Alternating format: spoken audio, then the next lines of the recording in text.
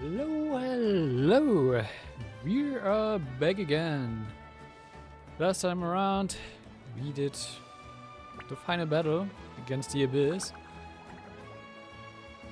which was nice to watch, not gonna lie. Though I'm kind of not sure what to think about the boss fight, because the boss fight was very scripted, not gonna lie. But hey. We wanna continue with stuff. We also got like a lot of world quests open to be done and shit and stuff like that. But we won't bother. Is this a front of the fire? Is this where like the captain is chilling at the moment? There's some stuff we could explore. There is also a new story quest we have available, which we'll be focusing on. I'm not sure. I'm actually curious about investigating this place, but I'm not sure if I would even be able to do it in this week, and if I will do it on my own or not. I'm kind of actually a bit interested in exploring Javel again a bit more. But actually, I'm curious about the throne now. Can we actually go there? Oh, we can just navigate. Oh, okay. I'll check that some other time then. We have story quest, but why do we not see it on the map? Ah, it's up here. Close to the volcano.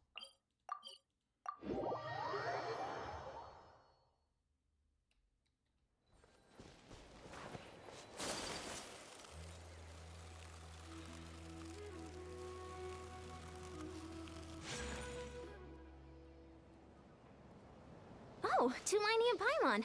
Fancy that. I didn't expect to run into you two here. Oh, I actually got my, a different name than Traveler for once. Oh, hey, Kochian-san. What are you doing here all by yourself? It's kind of nice. Not always just being called Traveler. Just so you know, Paimon didn't come here to train. Paimon's not looking to sign up for any diet plan or bodybuilding class right now. Hey, why does Paimon voice sound so different? Alright, got it. But seriously, what do you take me for? Some coach from hell? I'd never force a student into something they didn't want to do. That being said, a little aerobic exercise would probably do you some good. You could take over my patrol for a while. That would count. More than training, it sounds more like helping you out. Yeah, it does. All jokes aside, you're right. I'm looking for some help. The Collective of Plenty is holding a bodybuilding competition soon, and so many people have been busy squeezing in their last-minute workouts that we've run out of staff for patrols.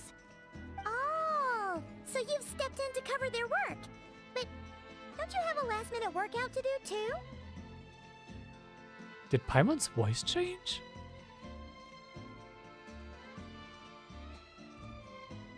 I'm good.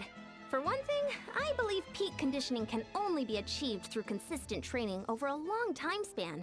Cramming in a workout at the last minute does next to nothing for you.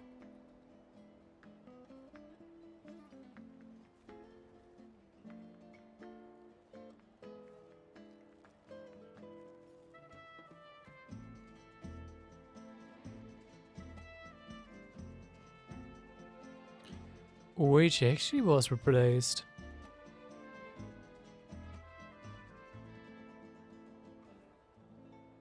Kuching's way as well, actually. Okay.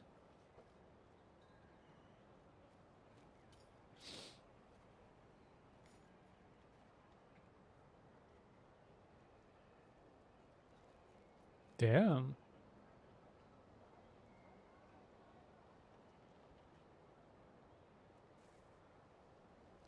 Didn't expect that, to be honest, but okay. This kind of feels weird. But more pertinently, well, as you can probably imagine, I'm not able to compete in any of the most popular weight classes, and there's no real competition in my own weight class. Yeah, that makes sense.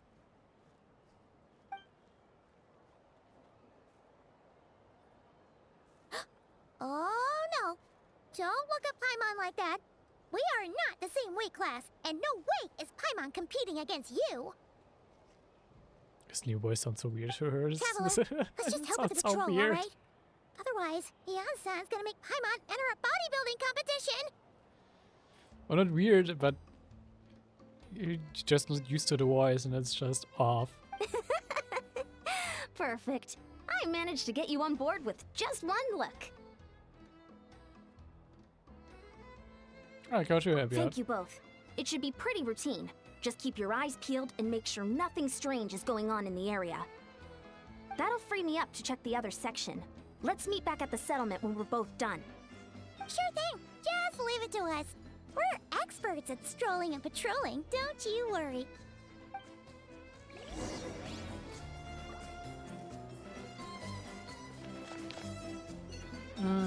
Okay. Let's see if I will get used to the voice change or not. For now, it's throwing me off, not gonna lie.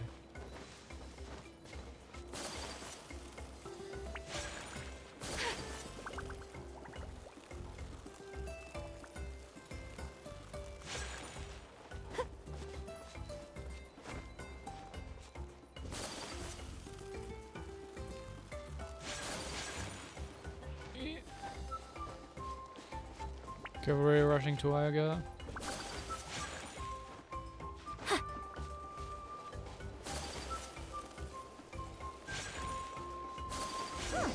What's this?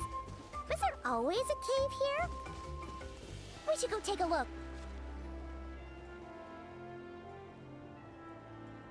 Hey, there's a hilichurl here. Is it sleeping?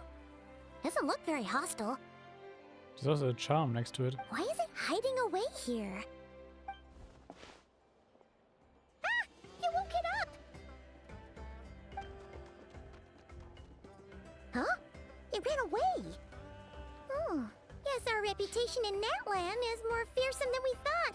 Even hilichurls don't want to mess with us now. Something on the ground. Yeah, for his own. You mean that shiny thing? Huh. Must have dropped it as it ran off. It looks way high tech. Huh. Paimon bets that hilichurl thought it was a priceless treasure. It was probably planning to hide it here for safekeeping. Until we showed up. Let Paimon take a look. Hilichurls aren't the brightest, so it might not be worth much, but still. What is it? You look so serious all of a sudden. Isn't this just a regular old key? The style is unusual, though. Doesn't look Natlanese. Where do you think it's from? Is this the key to the hibernation chamber on a spaceship? What spaceship? What do you mean? What hibernation chamber? What spaceship? Thank you, Paimon. Wait. You mean the spaceship? The one that brought you to Teyvat? Wait, we were brought here on this. I thought we just flew, like, through here with, like, they themselves flew with, like, weird powers and wings. Not that it actually was by a spaceship. That's the one. So, how did that key show up here? Are you sure you didn't just drop it? No, stuff mine. I've always made sure to keep it safe and sound. This must be Eva's. Whoa! Yeah! These look identical!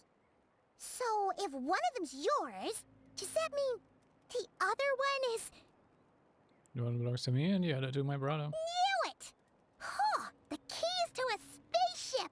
Huh! Somehow that really rams home the fact that you really are an actual alien! Oh, wait, no. Descender. And where's that spaceship, by the way? But anyway, now we know where it came from. The question is, how did it get here?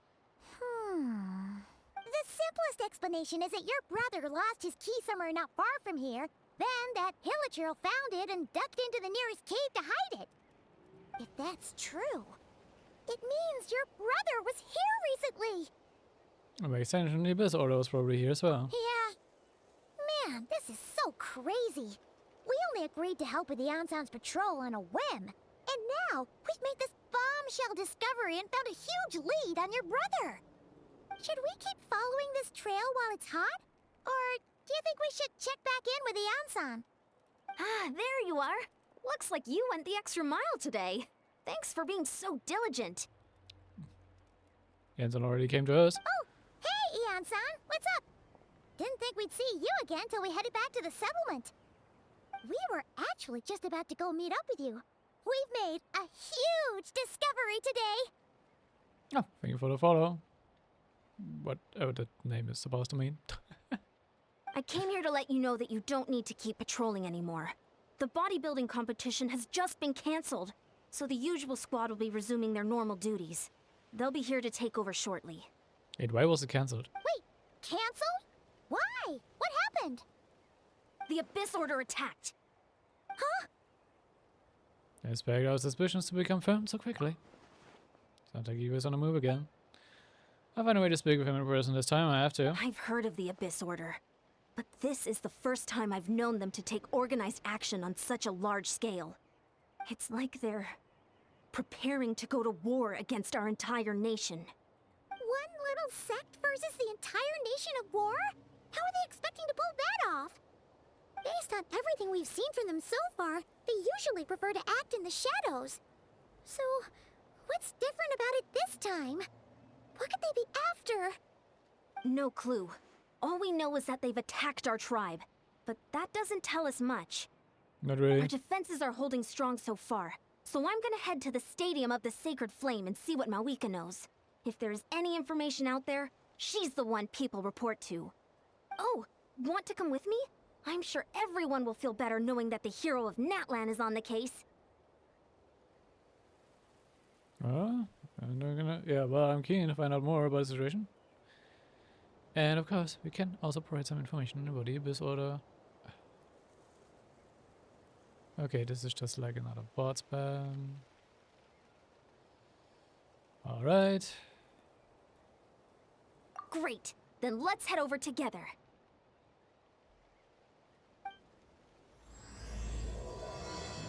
A space and time for you.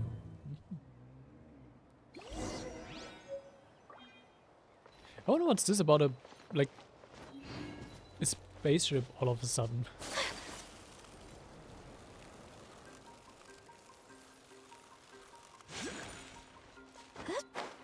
I didn't even know you were like supposed to arrive on a spaceship. The game always made it look like that it just like flew here by their own powers, not with a spaceship.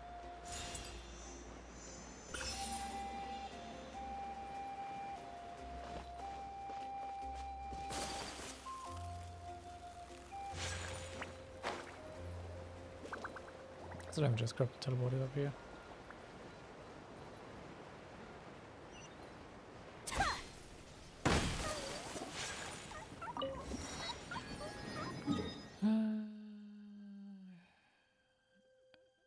And I want right over as well, why not? Just so I have them.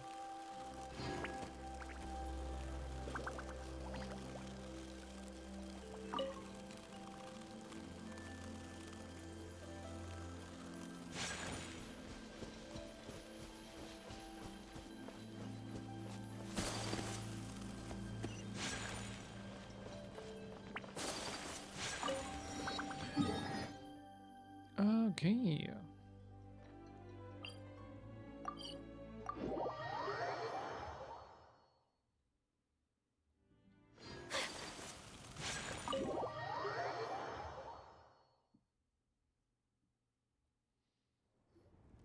Mawika! Oh? Ah, great timing, Ian-san. I was just about to send someone for you. And it's good to see the travelers with you. How are things looking?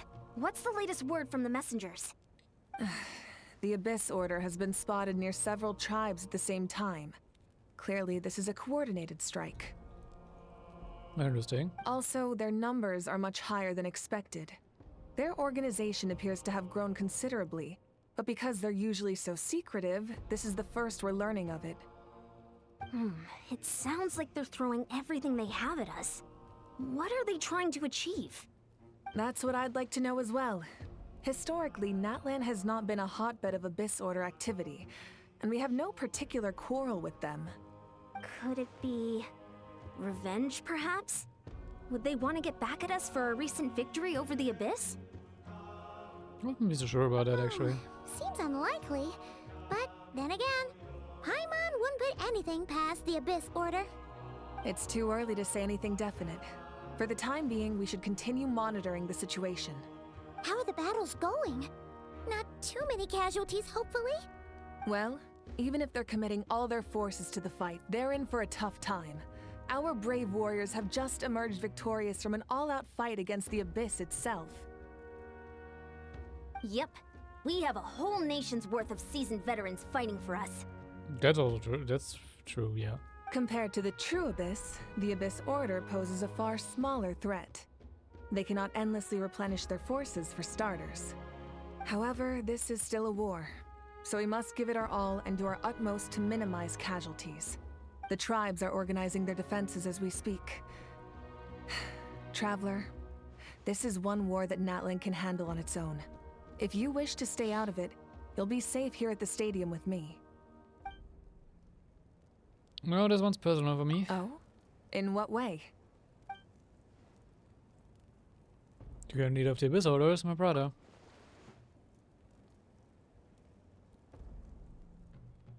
Yep, that's how it is.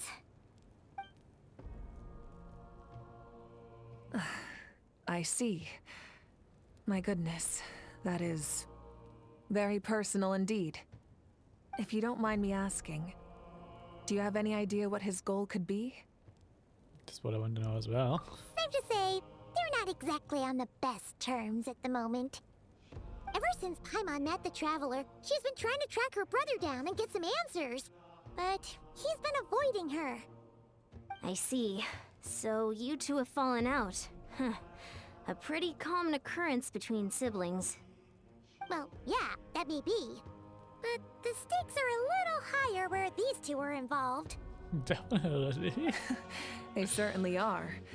Although somehow it doesn't surprise me that a spat between the Traveler and Twin could affect the fate of the entire world.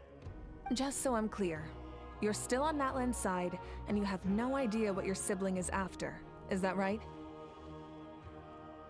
Absolutely. I even made the Abyss order more than you do.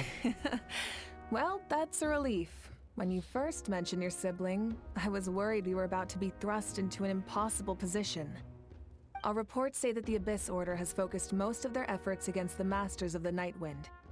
If you don't plan on staying here with me, I'd recommend going there to lend them a hand. Alright, sounds great. I'll join you. Right now, the Collective of Plenty isn't facing a serious threat, so we should support the other tribes. Many thanks, you two. Anything you need, send word to me right away. Will this also be a time where we might meet Daneslav again?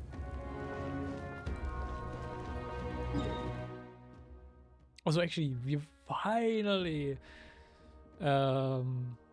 seeing more about like her and her brother, like of the Abyss Order. Those are like the most interesting story parts for me, to be honest.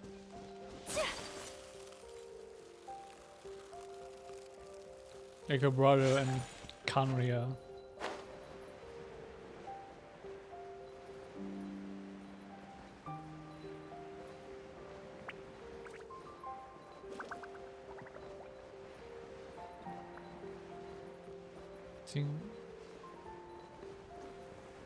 Who's talking?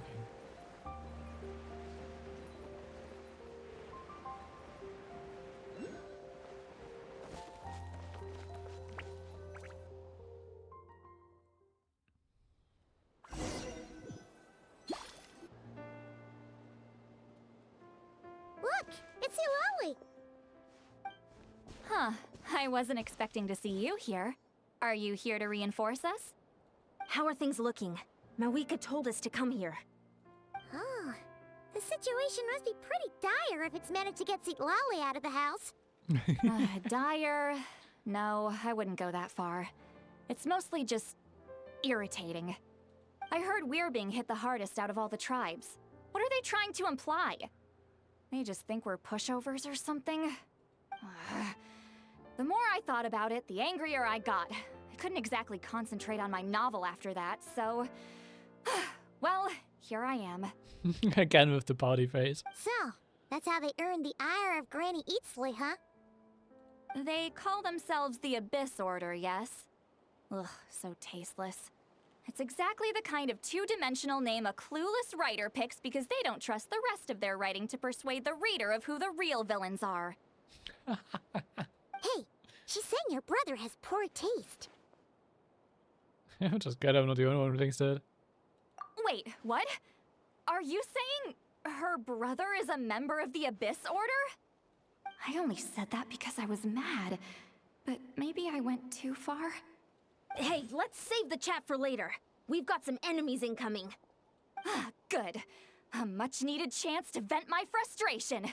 And not a moment too soon. Things were getting awkward there.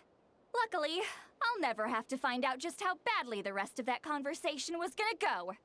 You didn't have to say that last part out loud, Sweet Lolly. Anyway, let's get him! They should get like 2-5 Silani. Oh yes, I really want to know what like her kit is like. Fulfill our pact! But she got shields. Must does it. Ow, ow, ow!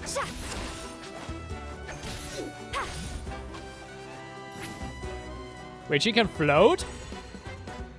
Yeah! Ha! Sha!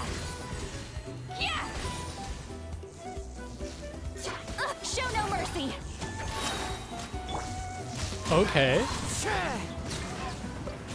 I kind of like that. As one with wind and cloud. Take flight! Phew. Much better. That's more like it. Ooh, impressive work, Granny Eatsley. If I'd known you were on the case already, I might have reconsidered whether your tribe really needed reinforcements. If anyone should be reconsidering, it's the Abyss Order. They picked the wrong target this time. Experience says that if we head in the direction they were attacking from, we should find their stronghold. Why don't we press our advantage and destroy their base? They won't know it hit them. Hey, was there a battle here just now? Need any help? The warriors from the Masters of the Nightwind are here! The battle against the Abyss is still fresh on our minds, so everyone's used to working together. Well, morale's high and everyone's here. Let's go take down that stronghold! Fulfill our pact! Shower me with this! Access denied. Whirling snow! Forward! Crush them!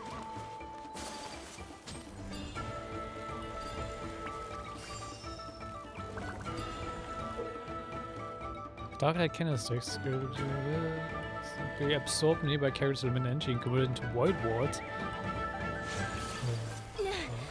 What is that thing? It's like it's draining the strength right from my body. Find a way to destroy it! Born of ice and the Abyss Order's resistance is faltering. Now's our chance! Whirling snow!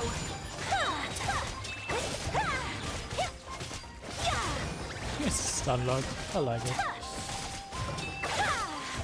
Warriors! Attack! After them!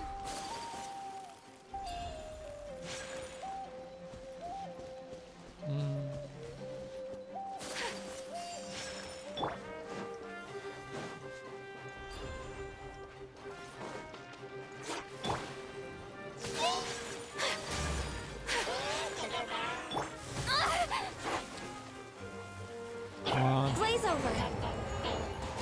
Access denied. You must be the boss here.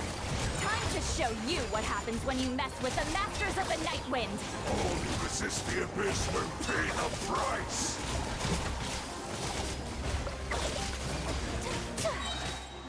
Kamisato! Sumetsu!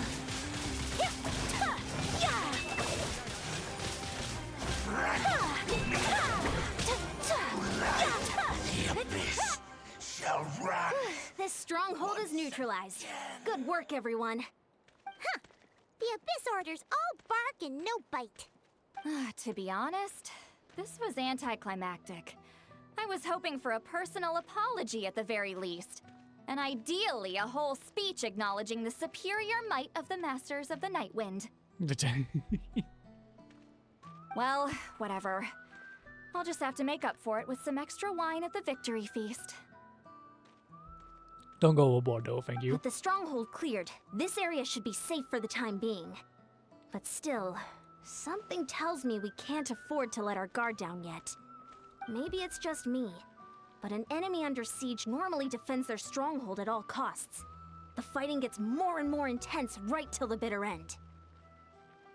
As it was a diversion. But this time was different.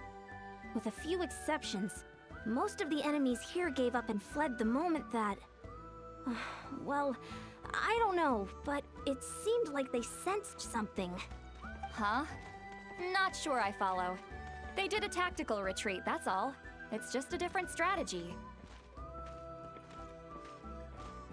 I'm not convinced. Don't forget, they're radicals who chose to wage war on an entire nation. They don't do things in half measures. It seems out of character to cut their losses and run like that. So you're saying there's more to this than meets the eye? I'm saying we don't know enough to be sure of anything at this stage. So let's stay alert and keep our defenses at the ready. So no answers to the Abyss Order's objective, huh? Just grab on. If I could only get Eva to talk to me, I could get answers for all of us. That key is our only lead so far. Paimon had a hunch you might say that. But you're right. If we can somehow use that key to track down your sibling, maybe we can end this war before things get serious. And maybe you can finally get some answers. Wait, you're leaving? But I was still debating whether to invite you to the first victory feast. Go ahead, you two. See, Lolly and I will take care of things here. I mean, Lolly can join me if she wants to. I wouldn't mind. My apologies. Also, since we actually have the statue of the Seven, I've got more than enough Peroculi.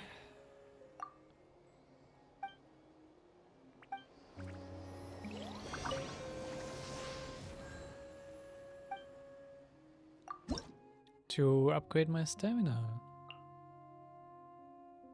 Oh no, I've already reached my max. So you don't get a stamina upgrade even though you could upgrade your stamina here? Really? You just misunderstand it the entire time?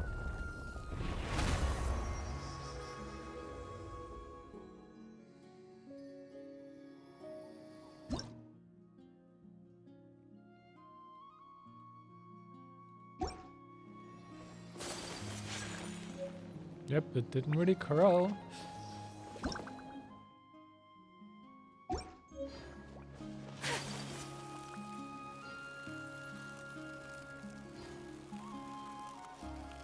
Kind of sucks. I wish they could have increased our stamina at least a little bit.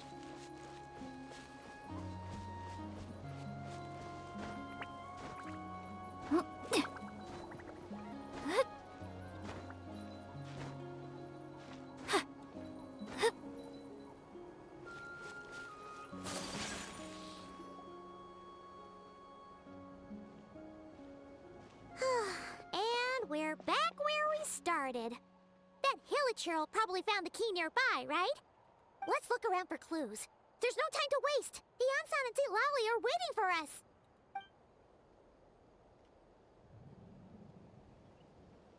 We've scoured the entire area, but still nothing. How the heck did the key end up in that Hilichurl's hands? Good question. Are we supposed to believe that it just fell out of your brother's pocket as he passed by? Seems kind of ludicrous to lose something so important in such a dumb way. But then again, who knows? Sometimes in life, things just go missing and that's that. Oh, thank goodness. Someone's here. Please help me. Who are you? Who are you? What happened?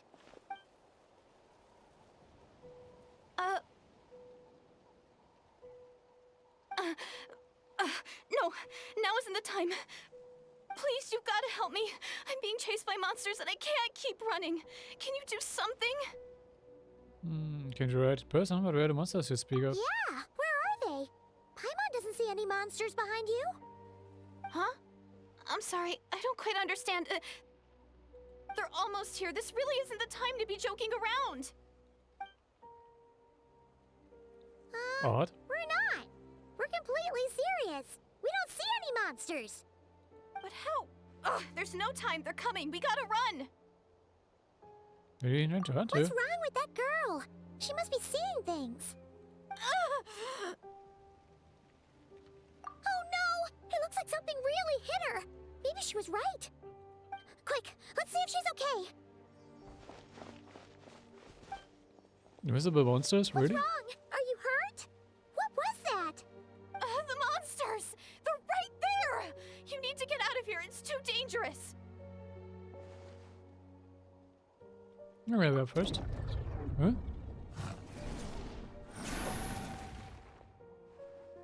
I can see them. Huh? Oh, now you finally see them. Well, it's about time. I nearly kicked the bucket just now. Oh, you take over now. Great! Thank you, Savior. Savior?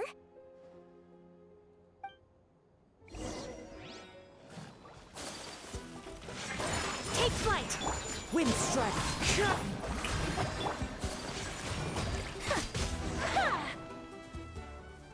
Okay, that was quick. You done? Paimon still can't see anything, so she can't tell. It just looked like you were slicing in thin air.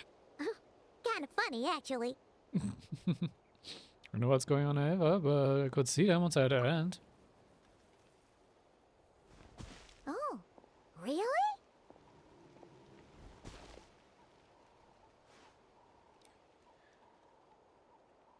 Let's try it one more time. Sure.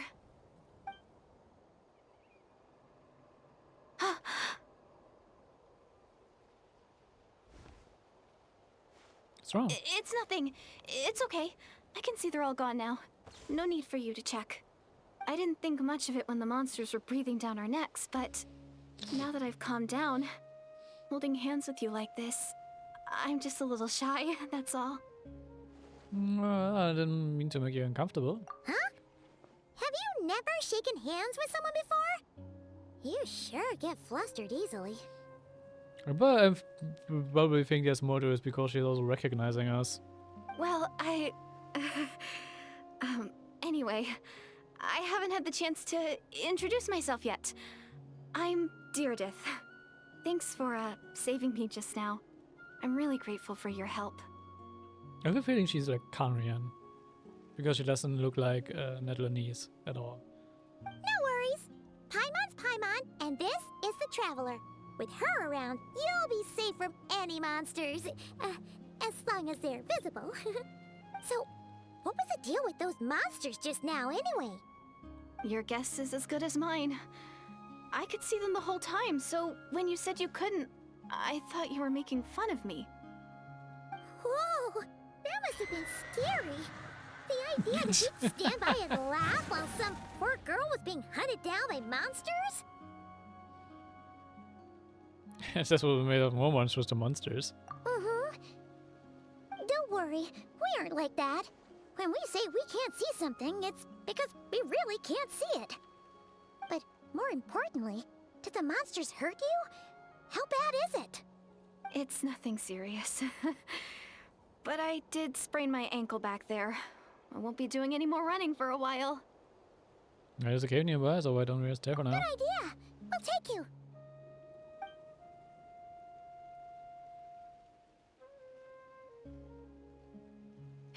Thank you so much.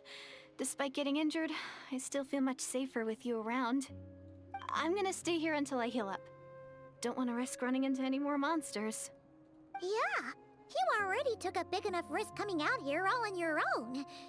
So, where are you from, Deirdith? A small village, far away from here. I walked for what seemed like forever and lost my way, so... Yeah, I have no idea where I am anymore. Maybe all these trials and tribulations are part of the journey. No one said finding the savior is gonna be easy. Huh. That's the second time you called the traveler a savior. What's all that about? Oh, sorry. It just slipped out. I was caught off guard. The resemblance is so uncanny. Oh, so she's speaking of Ether then. Anyway, let me start from the beginning. There was once a sage who passed through my village. People got the sense that she was truly omniscient. The sage said that doomsday was coming. But as that day approached, a savior would reveal themselves to us. Okay. The day of disaster is almost upon us, so my grandmother begged me to leave the village and find the savior before it's too late. Doomsday? I've heard people talk about the savior since I was a kid. Growing up, it really made an impression on me. The description is practically etched into my mind. So when I saw your golden hair for the first time, it was like this image that's existed in my mind's eye all these years suddenly came to life. Everything matched. Okay, then she didn't see Robert. Okay, but this is still weird. Oh, so that's why you were lost for words when you first saw her. Well, the Traveler's definitely got what it takes to be a savior, and she's already got a ton of titles, so she won't mind one extra. Actually, I don't think it's her. What? But didn't you say that everything matched? Everything except the gender. The savior was described as a young man. Oh, for goodness sake. There are gender requirements to be a savior? Really? There's someone out there who matches all the requirements. Oh, of course. If it's not you, then it's gotta be him. Who? Who is it? My brother. You have a brother? Well, then that's it. Oh, it's him. It has to be. Oh, thank goodness. Though, why would someone describe Ether as the savior? Please, can you take me to see him? Huh. Maybe, if you're lucky. It just depends if we can find him. Huh? But isn't he your brother? Sorry. Looks like Paimon steered this conversation back to the fallout between you two.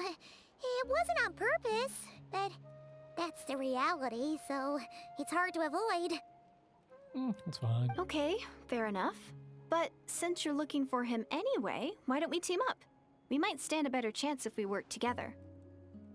Do you guys believe the doomsday will come? Yes. Everyone says that the disaster is inevitable. But the savior will rescue us all from our pain and suffering. I've always dreamed of meeting the savior. Do you really buy this whole doomsday thing? Seems kind of far-fetched.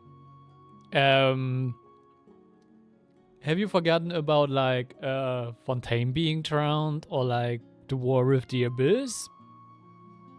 Those all sounds like kind of like doomsday thingy to me, if they would have like actually happened. Spoke for conviction. I think she's lying. It's another lie spread by the abyss order.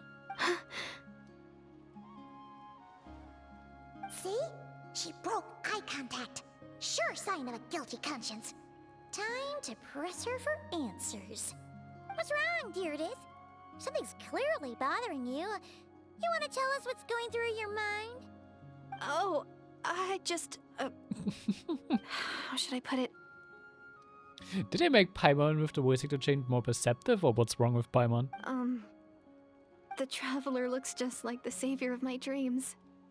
And it's not every day that the savior of your dreams swoops in and saves the day in your moment of crisis. So I'm just a little overwhelmed, that's all. 3 seconds of unbroken eye contact is the limit. I don't think my mind and body can handle any more than that. What do you mean, limit? What happens after 3 seconds? I'm supposed to respond to that. I'm sorry. Please forget that I said anything. Let's just leave it there for now. Like I said, I'm going to hide here until I feel well enough to move again. If you manage to find the savior in the meantime, please come and let me know. Thank you. Are you sure you'll be okay here on your own? Do you have enough to eat? I'll be fine. I might not be much of a fighter, but I know how to stay hidden. And if I get hungry, I'm sure I'll find something around here. Don't worry about that. I mean, you can leave us some fruit. Alright then. Well, take care. Being on your own isn't easy. What a mysterious girl. We should definitely keep an eye on her. But hey, at least she seems to like you. And it sounds like she's gonna help look for your brother when she's healed. Anyway, this is probably all the progress we're gonna make for now. Let's head back to the Masters of the Night Wind and see if they need our help. Okay. So we're really just gonna leave her here in Hilichurl Cave.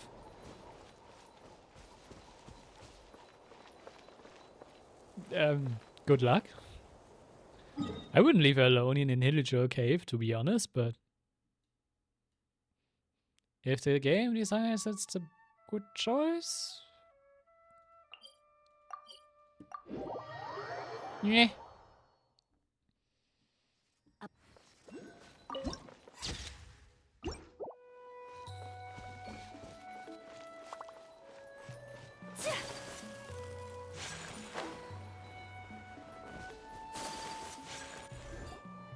Oh, you're back!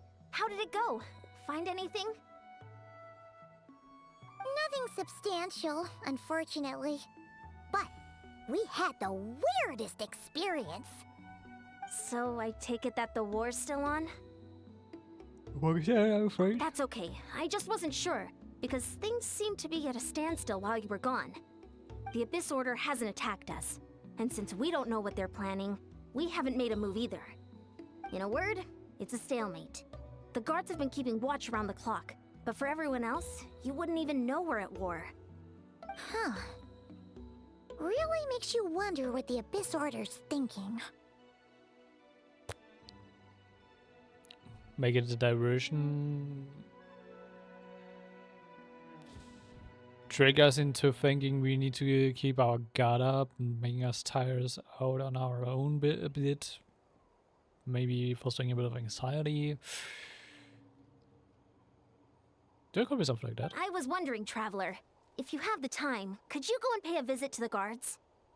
They've been working a pretty demanding schedule.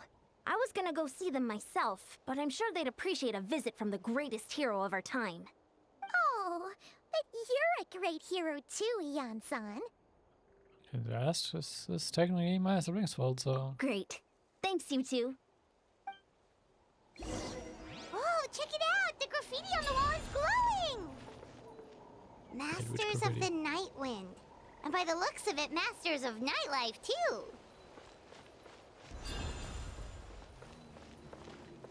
Which graffiti is glowing? I'm not really seeing a glowing graffiti, to be honest.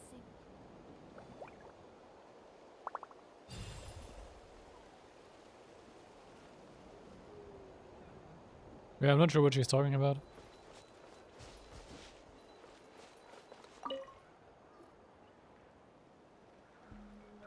Wow, Tumaini, our hero. We've actually fought together before. You probably don't remember it though. Oh, of course I do. It was just like yesterday. You do? Then it's truly an honor to serve alongside you once more. Thank you for standing guard this whole time. It's all good. Honestly, it's not been that much work. Haven't heard a peep from the enemy. Have you seen anything out of the ordinary? Nothing that would indicate an impending attack. I've spotted a bunch of Abyss Order operatives, but they weren't acting hostile, just hanging around. There were even moments when they seemed to be meditating. At least, that's what it looked like to me.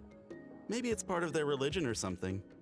Out of an abundance of caution, I asked some shamans from the tribe to take a look and see if there was anything nefarious at work.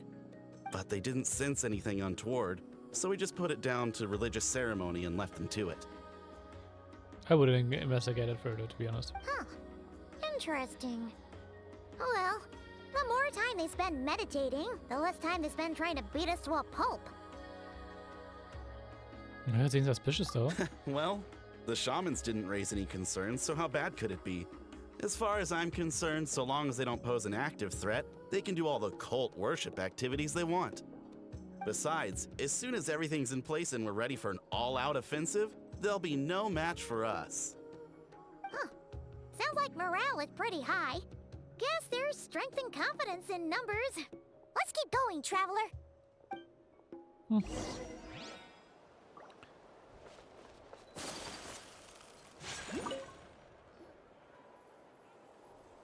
Huh? Is that Tumaini? What brings you here? Is this like a meet and greet? Not really. I wasn't. I'm so nervous. Hey, come on! You'd march to war without so much as blinking. What's so scary about a chat with a Traveler, huh? It's not the same thing at all. There are plenty of chances to go to war, but a one-on-one chat with our great hero, that could be a once-in-a-lifetime opportunity. How can I not be nervous? What if I say something wrong? Or if my posture's bad? Or if I accidentally make a weird expression with my face? One bad impression can stick for life. You're worrying way too much, and that in front of the person you're worrying about. No one's here to judge you on your posture or your facial expressions. Relax! All right then. I'm sorry, great hero, but I have a small favor to ask. Let Paimon guess. An autograph, right? That's easy. May I challenge you to a fight? What? How can you be so audacious and so sheepish at the same time? Huh. Paimon's starting to think your nervousness is all just an act. No, of course not. I just figured that if I don't ask now, I'll regret it for the rest of my life. But I am still on patrol, so please, Great Paimon, if you wouldn't mind taking over for me for just a few minutes? Ugh, again with the sheepish audacity. Just pick one or the other, will you? I think it's a fair request.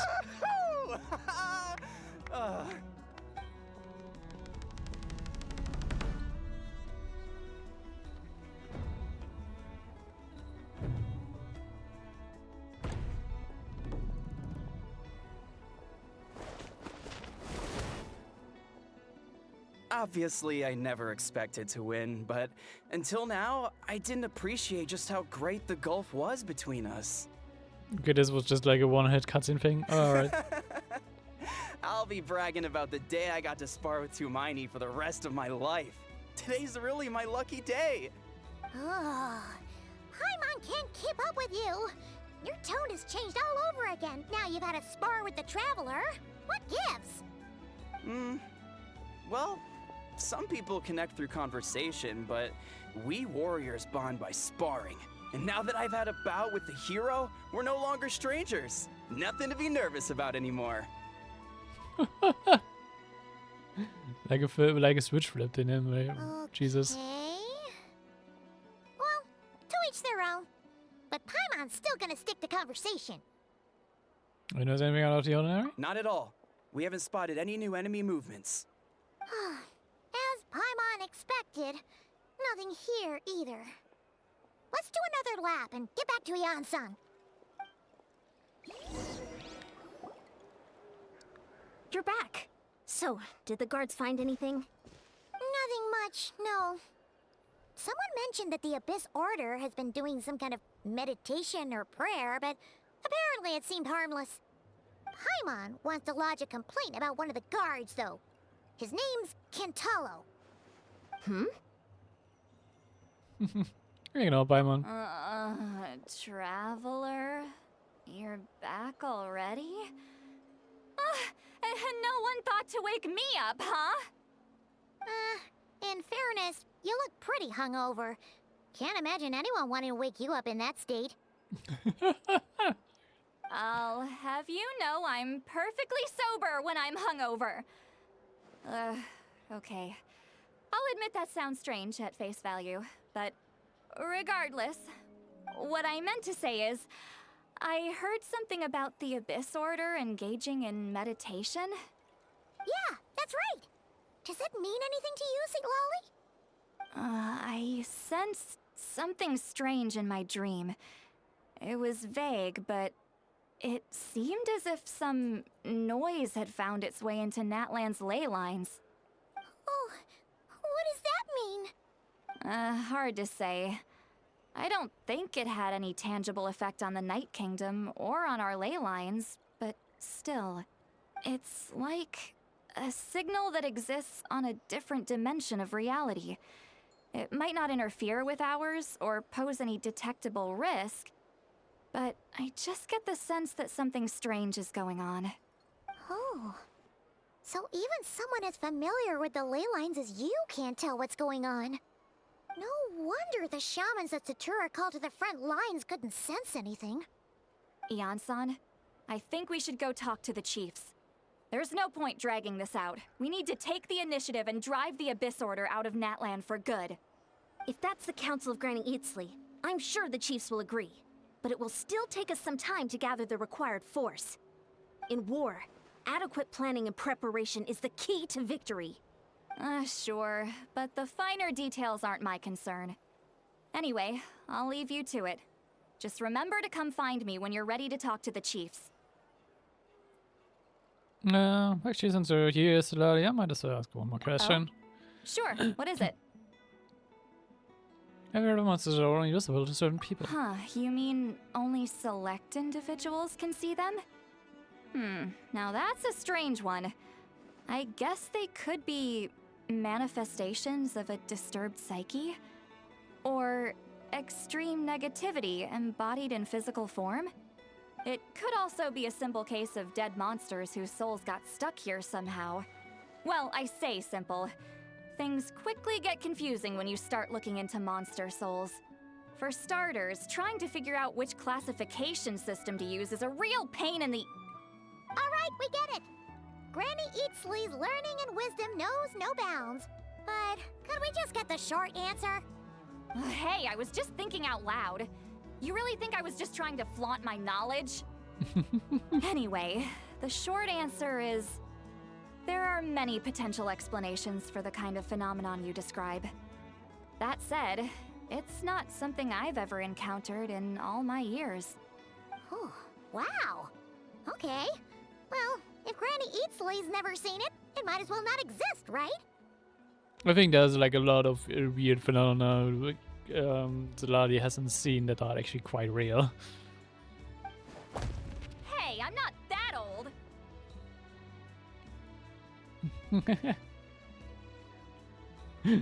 I love the expressions they make for Silali.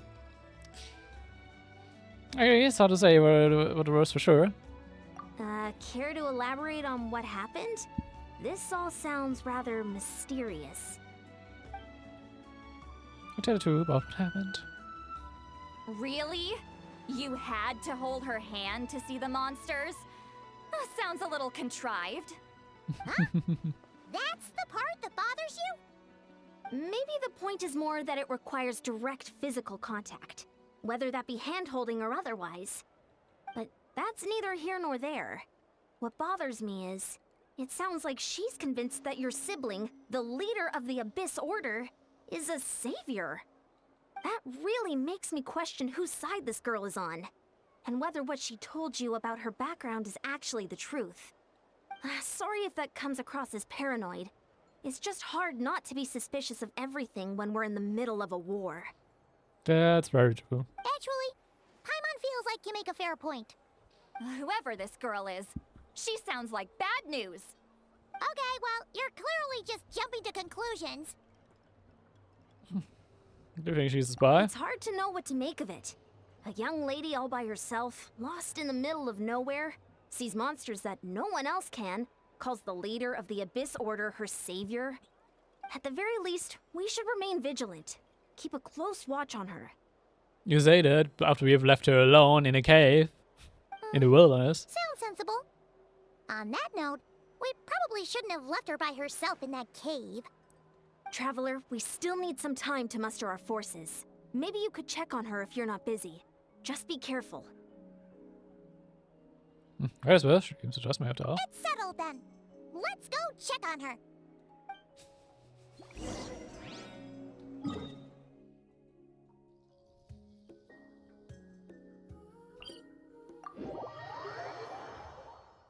Why am I the only one that questions her, those two, like, leaving the girl behind in a random cave that was inhabited by a villager to begin with? At least she could have, like, brought them to the tribe from, like, the collection of plenty for protection. Is that a random cave?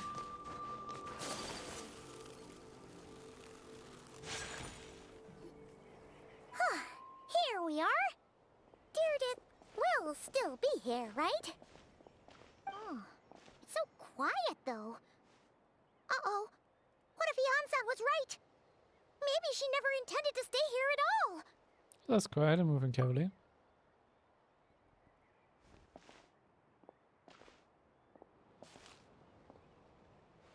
Traveler, watch out!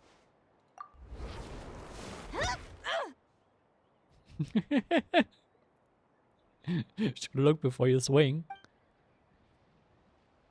Sure, maybe there really is a... Oh, sorry. I didn't know it was you. I heard a noise and I thought it was the monsters coming to get me. Did I hurt you? Oh, I'm so sorry. I wasn't thinking straight. If I thought it would hurt, I would have tried to dodge. It almost hurt less than I expected. Phew. That was scary. Paimon thought we'd walked into a trap. Just find it funny how she's getting like hit by a bat, a makeshift bat into the arm, and even if just like a weak person is hitting her with that, it still hurts.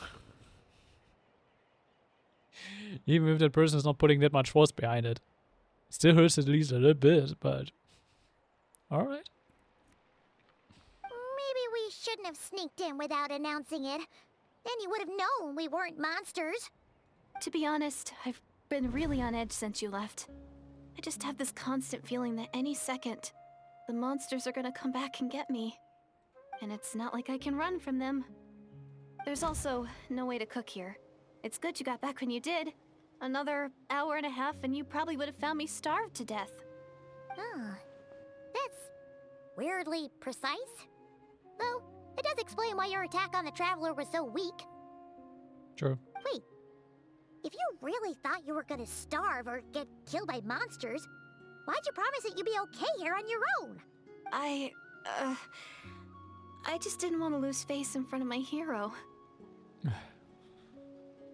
You should have just brought her to the collection of plenty, really. She already saved my life once. That's more than enough. I just don't want to come across as a constant burden. Huh. For someone on the brink of starvation, you're pretty preoccupied with your image. What's the real reason? What? That is the real reason. I'm kind of bearing my soul here, you know? You're just being an injured civilian. Anyway, so, could you make me some food now? I don't believe it. But yeah, we know just the recipe. Only takes half an hour to make. Paimon's getting hungry now, too. Go on, then. You can join us for dinner.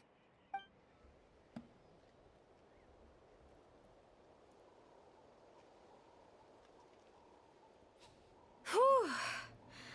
I am so full. Thanks for saving me, again. Starvation feels like a distant memory now. It's so far as you're going, huh? We're keeping count. Huh. You can really pack it away, Deirdre. Guess that explains how you had the energy to make it this far. I tried so hard to hold back, but it looks like I still came across like a total glutton. Paimon didn't even realize how late it is. Hey, the night sky here is really pretty. Yeah, and it's all thanks to you both that I'm able to relax and enjoy it. I was cooped up in that cave the whole time you were gone. Now, I'm finally out. The air seems fresher, and the stars more beautiful than ever before. You weren't in there that long. But she was gonna start to death. When I was young, I used to lie on the roof of my house, gazing up at the stars. And often, my mind would drift to this question. Is this starry sky actually real? About that. Wait, why would she think that? Does she know about a vodka? But my grandma would tell me the answer to that question doesn't really matter. Think of all the people in our village who spend their entire lives here, she'd say. To them, that little village is their whole world. And so, if it's our destiny to live beneath this sky all our lives, then whatever may or may not lie beyond, this is our world. And that sky is real to us. Paimon kinda gets you, but also not really. Oh, it's not really that hard to understand, Paimon. Come on. Is it kind of like how journeying with the traveler is everything to Paimon right now? Kind of. I really treasured my world for a really long time. The village was my everything. The houses, the scenery, the stories I always loved to hear about the Savior. But I could never bring myself to agree with Grandma. Even if the village was my entire world, I still had to know what lay outside its borders. Yeah!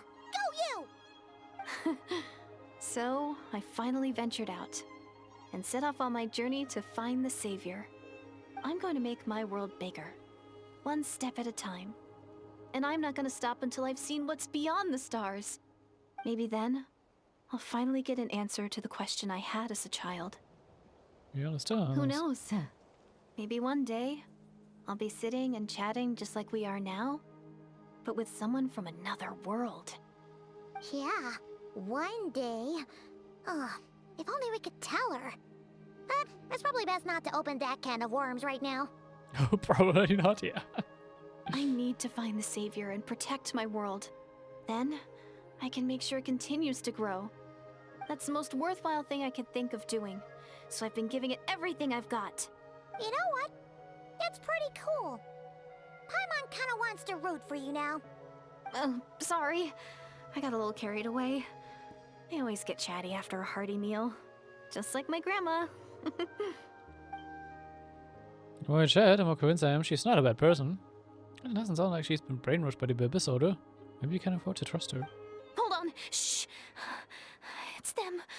The monsters are back. Where? Oh, still invisible, huh? Guess we gotta try the trick again.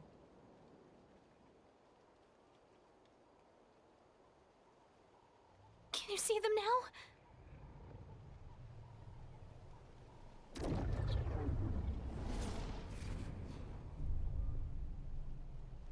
Yeah, stay back, I ran into them.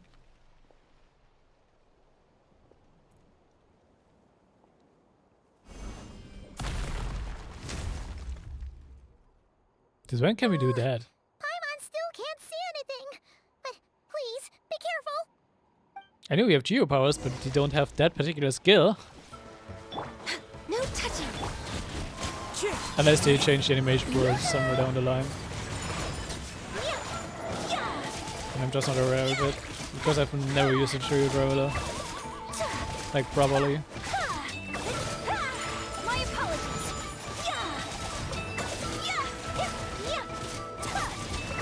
Wait, no. It's actually part of the ultimate. Now that I think about it. We're waiting. Shower me with prayer. Sakura swirl.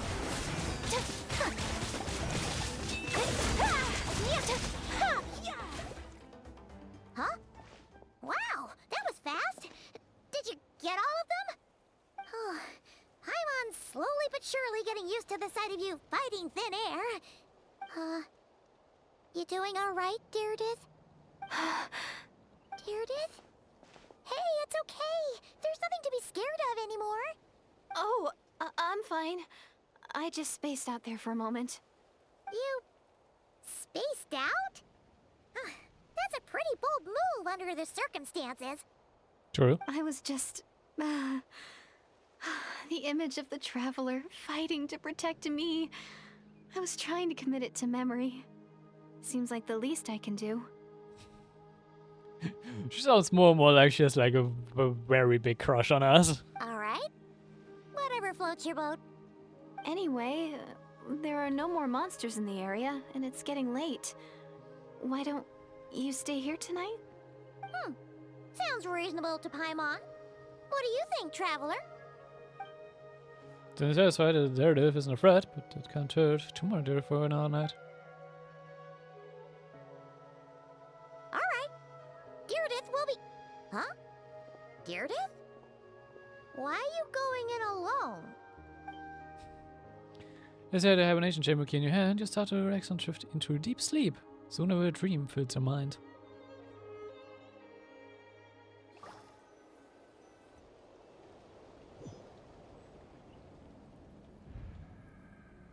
The Night Kingdom. Again. That's the Night Kingdom.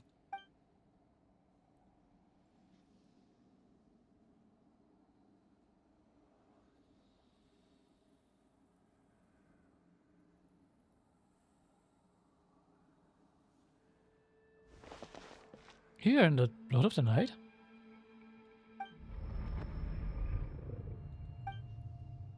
My head, it hurts. I think it's gone. I think I heard a voice in the darkness. Doomsday. A fitting name indeed. A blood-red sky. Wild beasts that slaughter all in sight. Endless pain. A terrible curse that cannot be reversed. And the birth of a savior.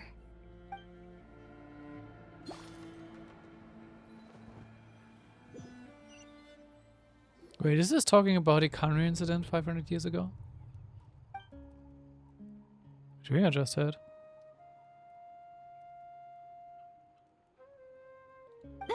You're awake. I'm sorry. I didn't mean to, Shut my hand. You just look quite distressed, like you were having a nightmare. I thought if I took your hand into mine, you might find it soothing. At least, that's what my family always did when I had nightmares. But it didn't seem to work on you.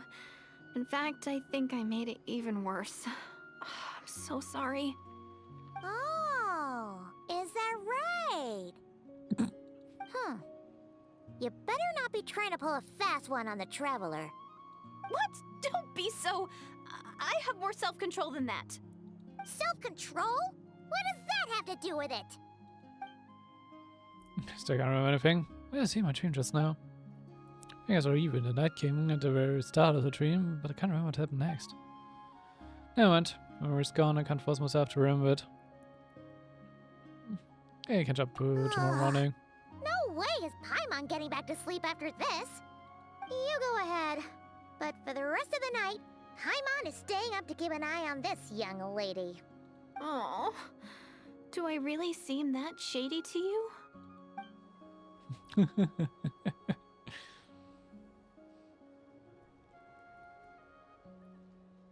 Well, Deirdith, there should be enough food for 3 days. Make sure you eat the perishable stuff first, so nothing goes to waste. You can't tell which stuff is perishable, right? Yeah, I can tell from the ingredients. Thank you so much for making all this for me. Wait, do we like still keep her in the cave? 3 days will definitely be enough time for my ankle to heal. Then I'll continue on my journey to find the savior. All right, then we'll be off. Bye for now, Deirdith. See you? Wait! But if this is goodbye, how am I supposed to find you again? Oh, I mean, what if I find your sibling? How am I supposed to let you know? Ah, that's a good point. We share the same goal, but we're constantly on the road, so we've got no fixed address. How about this? When the time comes, you can just write a letter to Mawika. She'll be able to find us for sure. Mawika? Who's Mawika? Hold on, I think I see something over there. It's the Abyss Order! They're here! But it doesn't look like they're marching to war. More like they're running away? Where? What are you talking about? Huh. A bunch of Abyss Order thugs! You don't see them? They're heading right this way! Oh, wait a second. That's strange. I guess it's my turn to not be able to see the monsters. I tried this method, I don't see them. You're right. I see them now. You weren't joking after all. So this is what it's like. My guess is she's actually from 500 years ago and some kind of a wandering spirit or something like that. And she had like a village near Canria, and the Xavier back then for the Doomsday back then probably was the catastrophe of Canria and like the prince as the savior. What a weird situation. What is making these monsters invisible? Is it Deerdiv? Or the monsters themselves? Or is it us? It's Deerdiv. Well, might as well mow these ones down, just so they can't pose a threat to the tribes.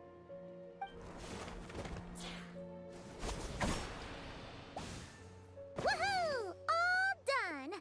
Their morale seems super low. Guess they really were on the run, huh? So there's no more of them, right? I still can't wrap my mind around this. Why couldn't I see them until you took my hand? Believe me, I'm as bad as you are. About Falcons, turns out there are some monsters which I can see, but Deerdiv can't. So, any ideas on why those monsters might have been running away? Maybe something went down on the front line. Oh, I also have another theory. I think I know why the game is so persistent on us keeping Deerdiv in the cave. Like why the writers are so persistent on it that we like leave her in a cave to begin with. I'm probably guessing other people can't see her as well. Oh, Paimon's getting a little worried about Eon-san and the others. Let's head back to the Masters of the Night Wind right away. We gotta go. Bye for now, Deerdiv. See ya, and please take care.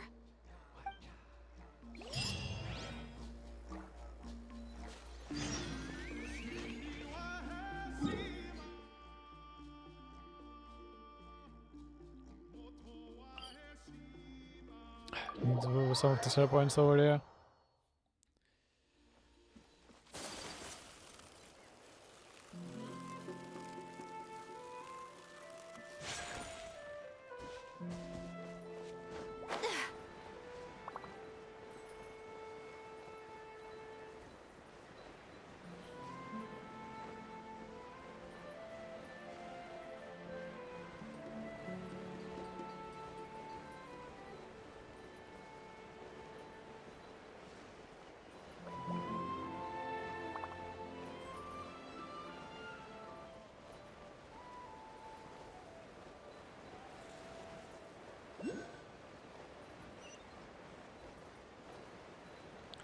So we can do this,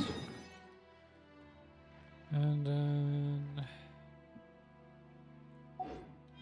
we go straight for that one. I guess.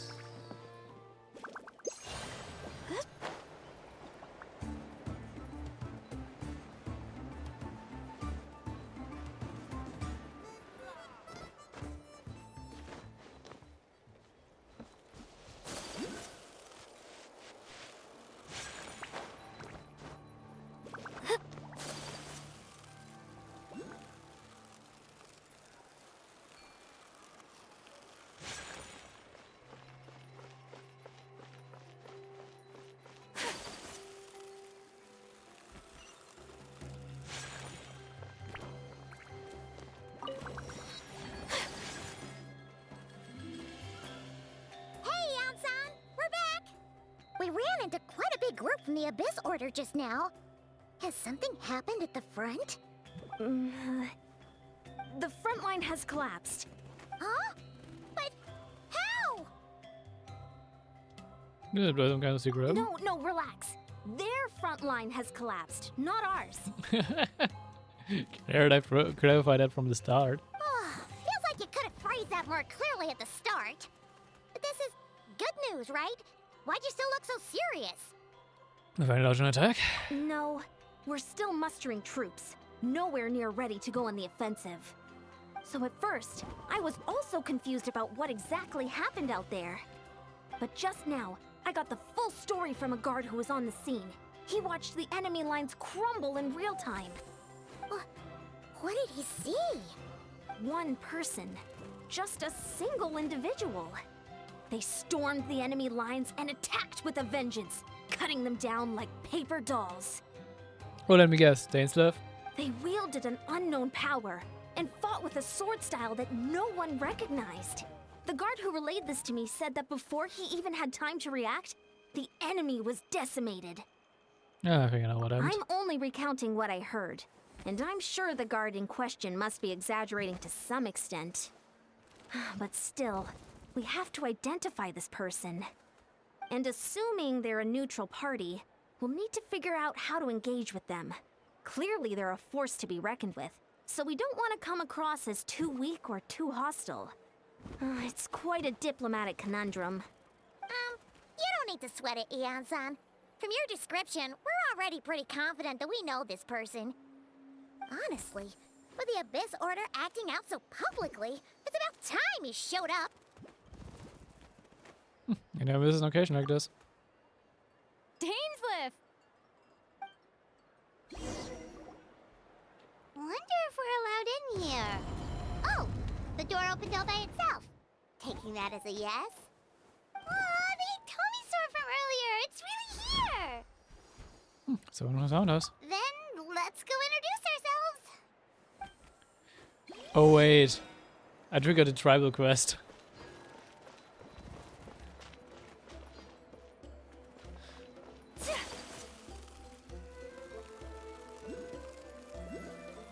And that was the tribal quest.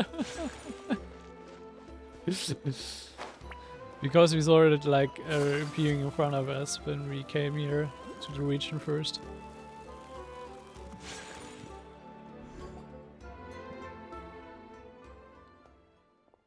We're waiting for me? It's been a while, Dane. And yeah, after we heard what went down, we figured you'd shown up. You caused quite a stir, you know. Oh, this is a friend of ours from Natlan. Her name's Eon-san. She insisted on coming here to thank you in person. It is my honor, Mr. Dainsliff. Thank you for breaking the stalemate in our war against the Abyss Order. Natlan is fortunate to share a common enemy with such a mighty warrior as yourself. I'm guessing they also acted like the Dainslev way, didn't they? Why thank me? I'm the Abyss Order for my own reasons. Please don't mind him, Eon-san. He always talks like that, but he's a pretty nice guy deep down. It's quite all right. Uezo Janssen respects those of great power. It's quite clear that he meant no offense, and I am still delighted to make his acquaintance. Anyway, since you're old friends, I'll leave you to catch up for now. Take your time. Sure thing. You probably have plenty of other stuff to do anyway, right? Since this war isn't exactly over. See you later, Eon-san!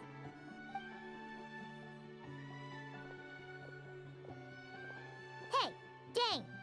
Would it have killed you to be a little more polite? She's our friend! That's fine, yes. I remember the name, but will not invest more emotions than is necessary when dealing with the citizens of the Seren. It's a matter of principle for me. Find an intercept, break the stalemate, and let you off the hook. Ugh, so stubborn. But whatever. So anyway, Dane, do you have any new info about the Abyss Order for us? Any idea what they're trying to achieve with this war, for example? No, before I've seen the Abyss Order taking action on such a large scale. Taken face value, it seems highly illogical. In a war with the East, the odds are stacked firmly against them. You surely cannot be unaware of this. Their true goal must be a deeper one. We thought so too. But it sounds like you're no closer to learning what that goal is than we are. I've been in the case for some time, even captured and interrogated several Abyss Order members. I'd say I'm none the wiser. Can only assume they have gone to great lengths to keep the real operation a secret.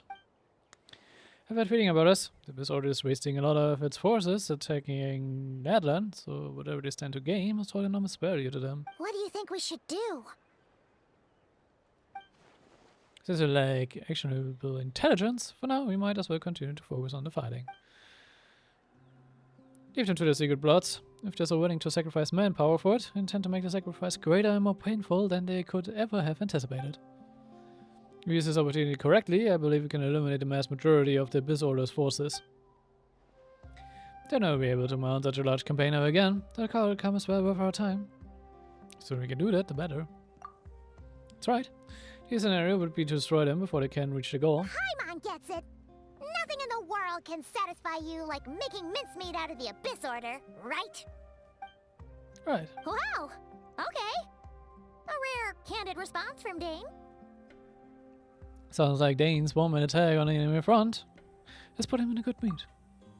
What about you? Any news to share from your end? Well, actually, we found her brother's hibernation chamber key near the Collective of Plenty. He must have lost it. To see in person, huh? That's surprising, given the scale of this operation. Oh, and there's more! After finding the key, we also ran into this weird girl. She kept seeing monsters that we couldn't see, and then, this other time, we saw a load of monsters, but she couldn't. She also said she was on a journey to find the Savior. Her description of this Savior matched the Traveler pretty closely, so we figured it's probably her brother. Hold on. The girl called him the Savior. Yeah, that's right. Is something the matter, Dane? The last time I heard the term was before the Cataclysm, and not just that, it referred to your brother then too. But who could still believe in the myth of the Savior when the Cataclysm has already taken place? It makes no sense. Maybe before the Cataclysm? Wait, wasn't her brother called the Prince, though? Where did this Savior thing come from?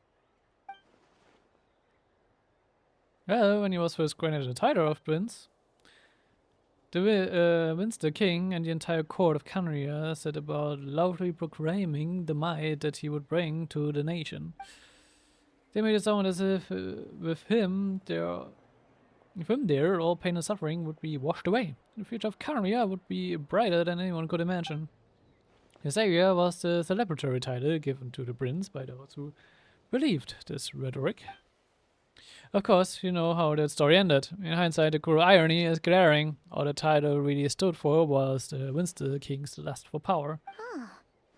Sounds like the people of Canria really believed in him. Is that why he was so determined to re-have the homeland? Because he thinks he's failed the Canrian savior?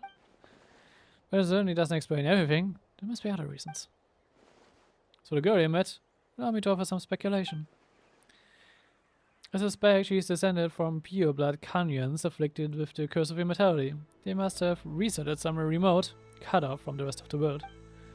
That will explain how people retain the ancient beliefs, including the myth of the golden-haired savior. Ah, Paimon gets it now.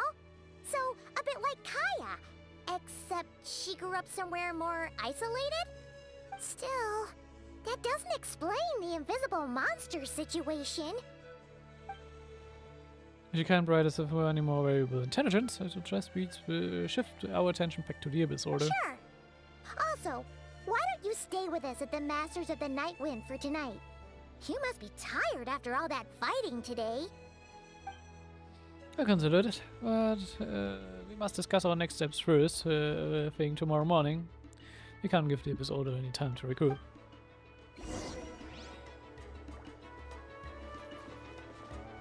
Well, I guess we wait until the following day.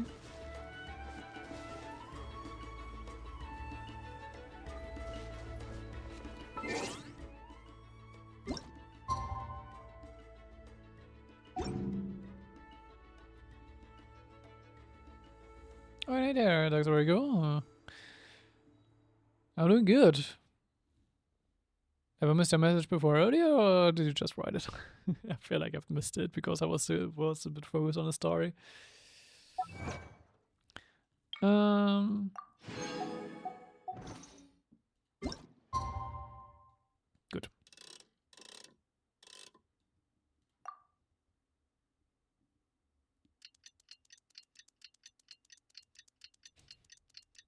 Okay. It just felt like I've like maybe listed that you already sent it earlier.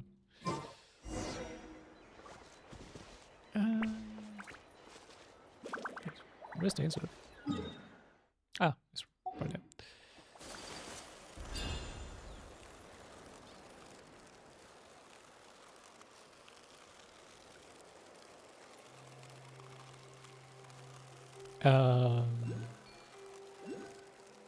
I didn't.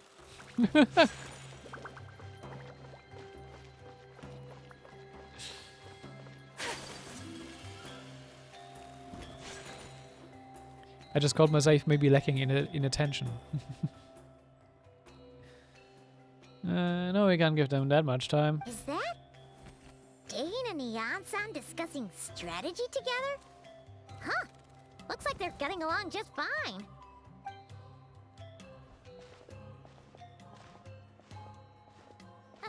Morning!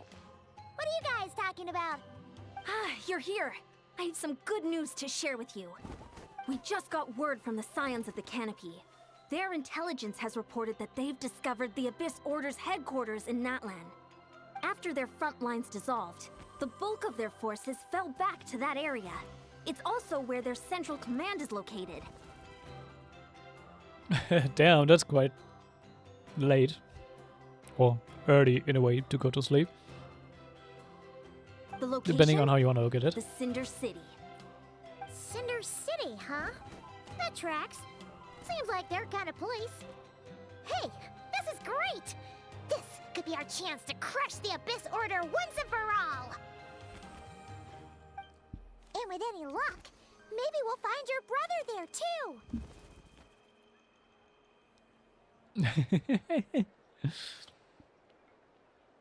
I mean, gaming nights with friends can be nice, so can't fault you for that.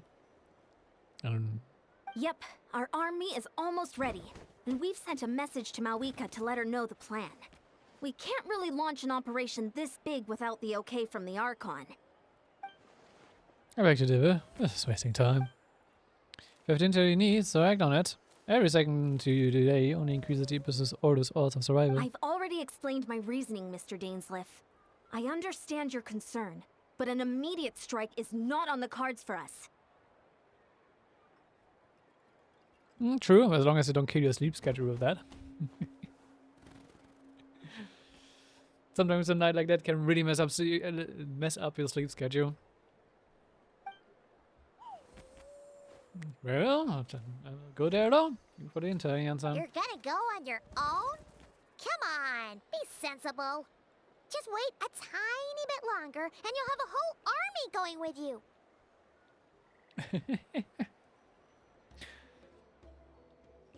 Fair enough, go with your sleep freestyle then. It's all right. I support your decision, Mr. Dainsleif. Huh? Shouldn't you be talking sense into him? I admire his courage, and I believe he is strong enough to take on the Abyss Order on his own. I mean, they're also not talking some sense into us for leaving a defenseless girl alone in a cave. And even if things don't go to plan, he just needs to bide his time until we arrive with reinforcements.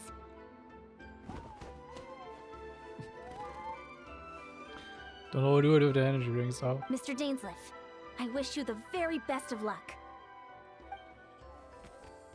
Thank you. Looks like he's waiting for you to say something, Traveler. Alright, fine, I'm coming. Oh, for a second there, Paimon actually thought he was gonna brave it alone. And then he called his own bluff.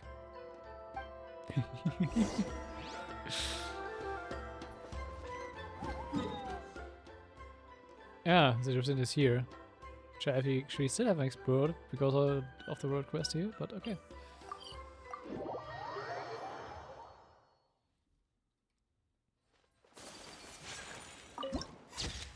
At least I already got the teleport point. Ah, it's not a domain.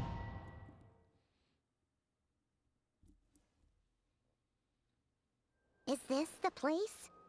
The Abyss Order's hideout in Natlan? Well, I see it. Abyss Order has managed to either stay hidden or fiercely defend their position. This may be our first chance I have ever had to finally make a serious dent in the forces. Which reminds me, once the fighting starts, I can't promise I'll be able to have your back at a moment's notice. But if you run into any abyss-powered mechanisms, feel free to leave them to me. I'll take care of them when I can. It's been so long since we fought with Dane side by side. Paimon's confident we can clear this place out long before Eon-san arrives. And if you get to meet your brother again, even better. Let's go! Miss Dancers will show you the might of the Twilight Sword. Summon him to clear out the obstruction by your path. You can actually fight with Dane. Dungeon Danger has mastered as the Canyon Court Guard captain and allows him to easily spy the weakness in opposing elemental wards. His long war against the Abyss has made him highly cognizant of their weakness, allowing him to also destroy the Void Wars. It could be that they axed this VA. If I also haven't noticed, starting with this story quest, Paimon's voice changed. They changed Paimon's VA, and Kuching's VA also has been changed.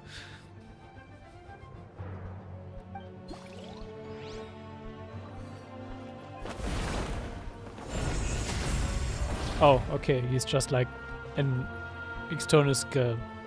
He's not like actually playable. Okay.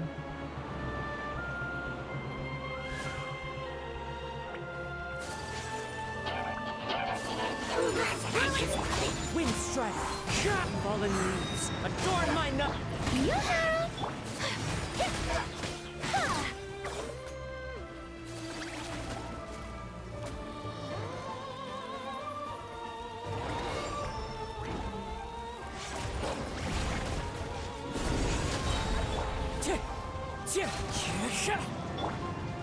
Strike a pose!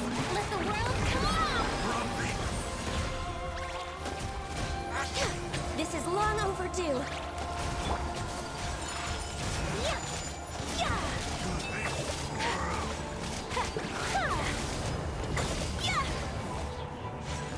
I will not stand for this. Kamisato art. Sumetsu.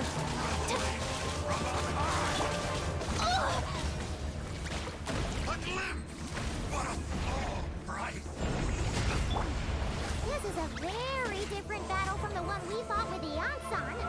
No one's backing down. Take flight.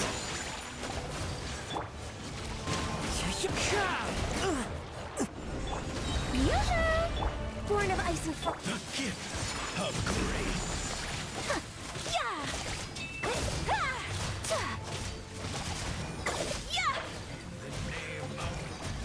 The truth.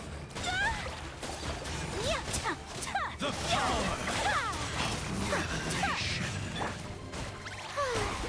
The truth shall set you free. I have dishonored. Come on.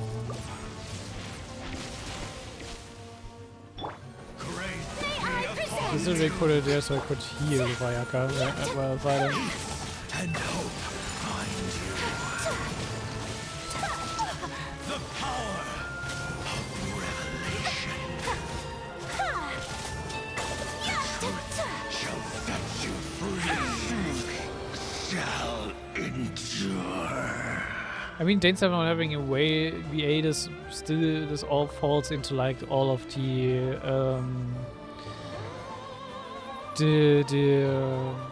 voice actors union stuff thingy.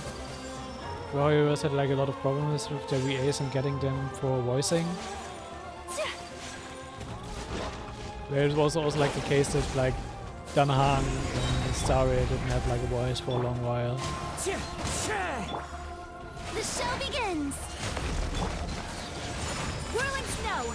But they then had his old voice actor back again at least. I'm not sure if it's a similar case with Dane's Blood. Embrace the ice. Yeah, he had a VA. I guess just with the whole union trouble and like the strike stuff, they couldn't get him. I didn't want to replace him.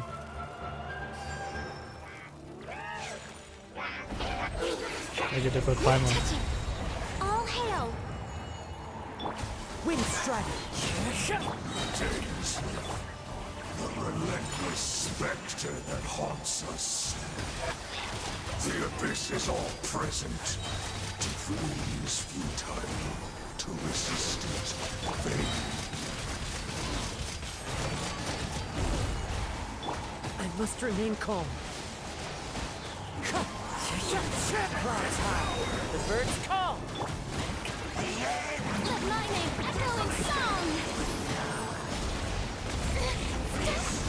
Shall rise once again. Never again. I hate the Abyss lectures. Wind Strike!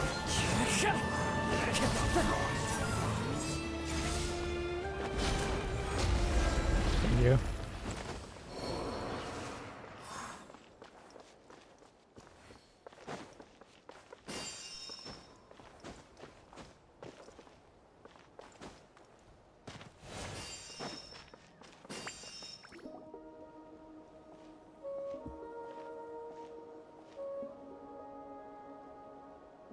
Twilight Sword Dainsleif.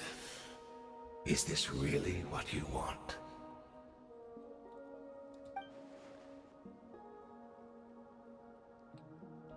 It is indeed. I take every opportunity to hunt you down to the last man. So where's the Traveler's brother then? Or is this guy supposed to be in charge here? So, this is a hunt to you. I must say I pity you, Dainsleif. The death you dole out so readily to others is a luxury you yourself cannot enjoy. But today, that is the least of your worries. Do you realize that all your years of pursuing us are being rendered utterly meaningless, even as we speak? Sammy, overwhelming advantage is ours, at least for the moment. You know what it means for you. I see what makes you believe you've already won. Or can you still turn the tide of this war? Then allow me to be frank. As far as we are concerned, our prince has already won by other means. And I do not merely mean this battle. No. His Highness has achieved something far greater. For today, the Abyss Order's greatest wish has finally been fulfilled. So I mean... Our Highness quietly infiltrated the Night Kingdom to exploit that realm's past experience with ley line reconstruction. And then used the Loom of Fate to reweave the ley lines of Conria. What? He used the Loom of Fate? Wait, does this mean the attack on the Masters of the Night Wind was all a smokescreen to give him some cover? Probably. Oh no! This makes too much sense. Correct. As of now, our homeland has been revived. And all of my comrades that you have slain, Dainsleif, they shall forget the struggles that have beset them these past 500 years, and begin their lives anew in a Conria restored to life. A lot of trouble. Your thoughts are rid of flaws. My ears tell you a tedium. Isn't there more to arriving homeland than just reweaving its ley lines? Right! You still need a few steps after that, such as finding a place to host the ley lines you just rewove. Plus, if it was really so easy, Moika and the captain would have had a way easier time during the war.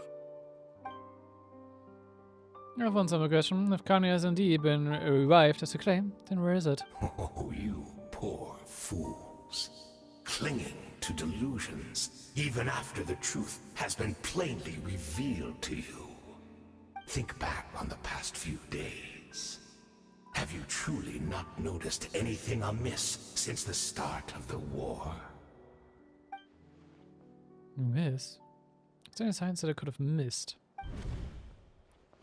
I sensed something strange in my dream. It was vague, but it seemed as if some noise had found its way into Natlan's ley lines. Oh, what does that mean? Hard to say. I don't think it had any tangible effect on the Night Kingdom or on our ley lines, but still. It's like a signal that exists on a different dimension of reality. It might not interfere with ours or pose any detectable risk, but I just get the sense that something strange is going on. We can remember seeing evil in the Night Kingdom facing the Lord of the Night. Hey, that's not all. There were other signs as well. Also chose to retreat from the stronghold. The Abyss Order retreated when we attacked their stronghold with Yansan and Sitlali. This isn't their usual style. According to a guard stationed near the Masters of the Nightwind, many members of the Abyss Order were seen idling around during the lull in the conflict, even settling down to meditate.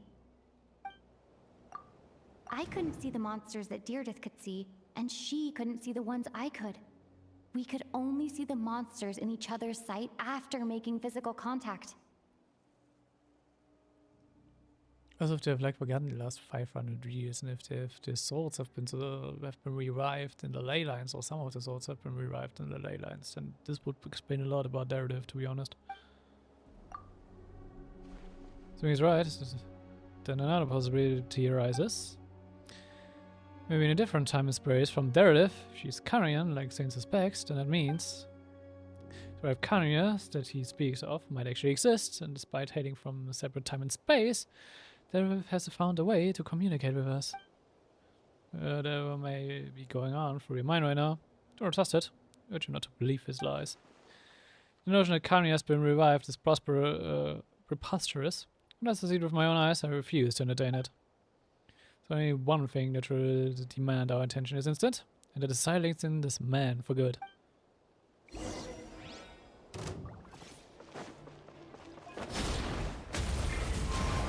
Give in to the embrace of the abyss. Oh, brilliant!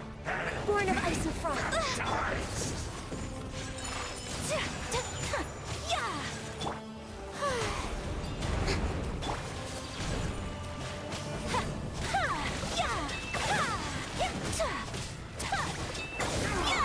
Do you still not understand? You battle in vain. No touching. The abyss order's mission has been fulfilled. Take flight. Embrace the ice. My body's failing me. I couldn't before Cody get his enemy shield up All again. of them, right? So, we've destroyed the Abyss Order's headquarters in Natlan, but somehow that didn't feel satisfying at all. Are you still thinking about what that guy said? You look really worried. Trader is the only potential lead we have. Sam, do you think she might be from the revived Carriers?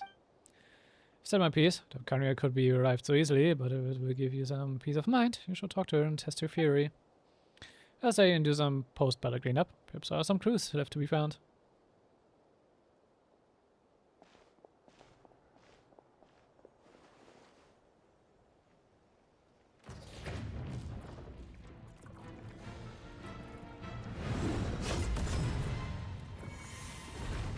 Damn.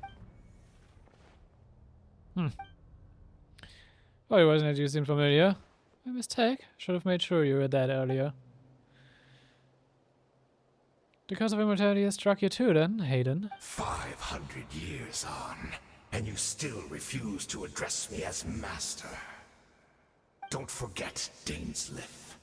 You may be the renowned Twilight Sword, while my arm has grown too feeble to swing a blade. But I taught you everything you know about wielding a blade. Your arrogance and malice cost you all of my respect long ago. Be that as it may, under the circumstances, I see no further reason for us to fight. The curse of immortality means neither of us has a way to completely destroy the other. Speak for yourself. I intend to kill you 100 times over.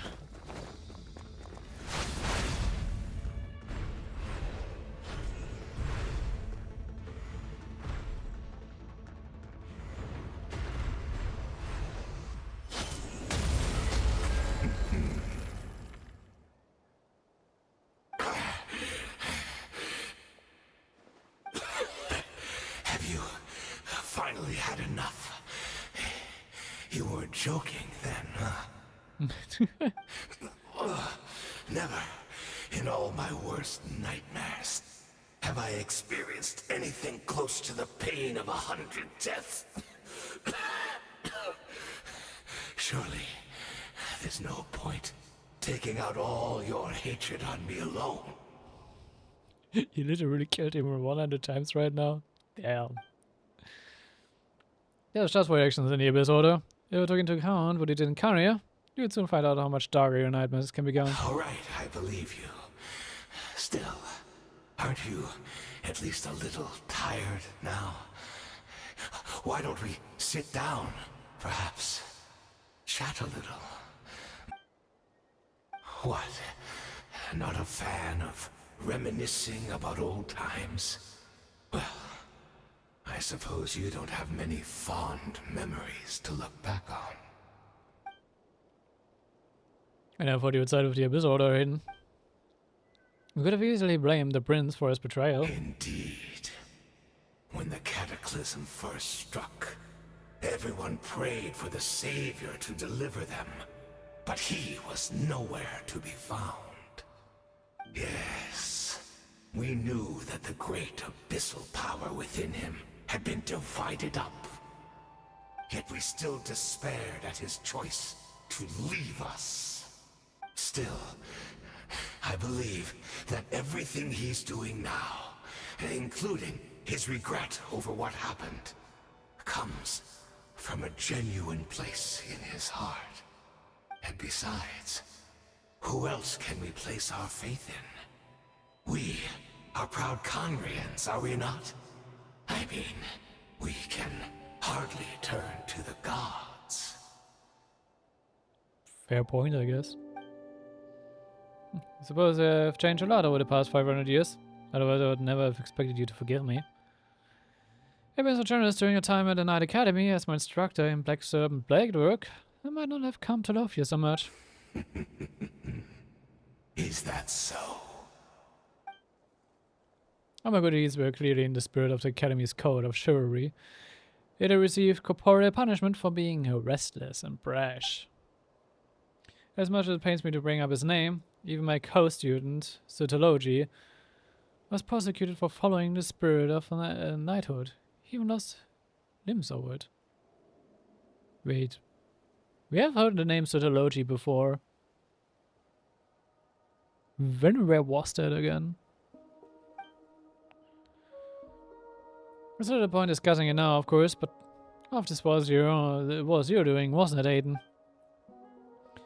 You wear a mask of benevolence as you viciously suppress the next generation of knights, all to bolster your own position and reputation. Not too cowardly to admit it. Oh, I'm sorry, Dainsleif. I would apologize to you for those actions, truly. But the fact is, I honestly can't remember them anymore. Because of the rebuilt ley lines. Look at me. Look at what has become of me.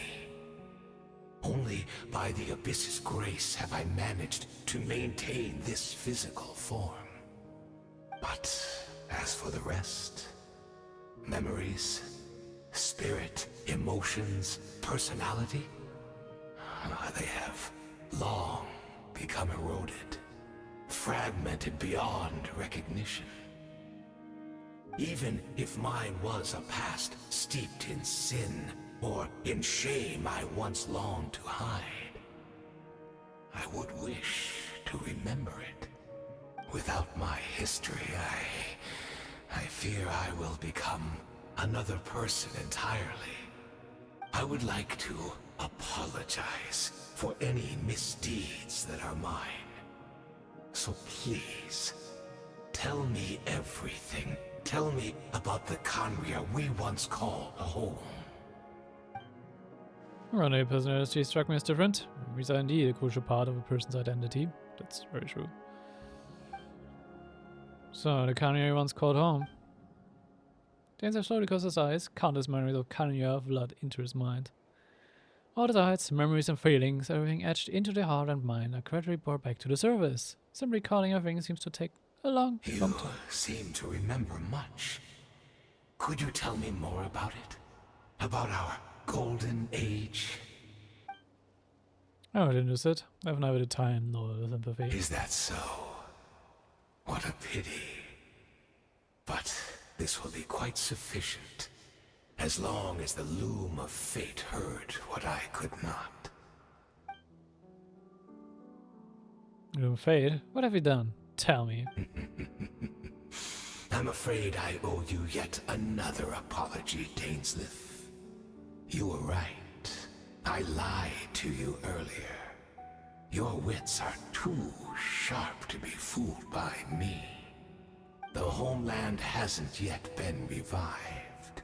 In fact, even the ley line weaving is not yet complete. Oh.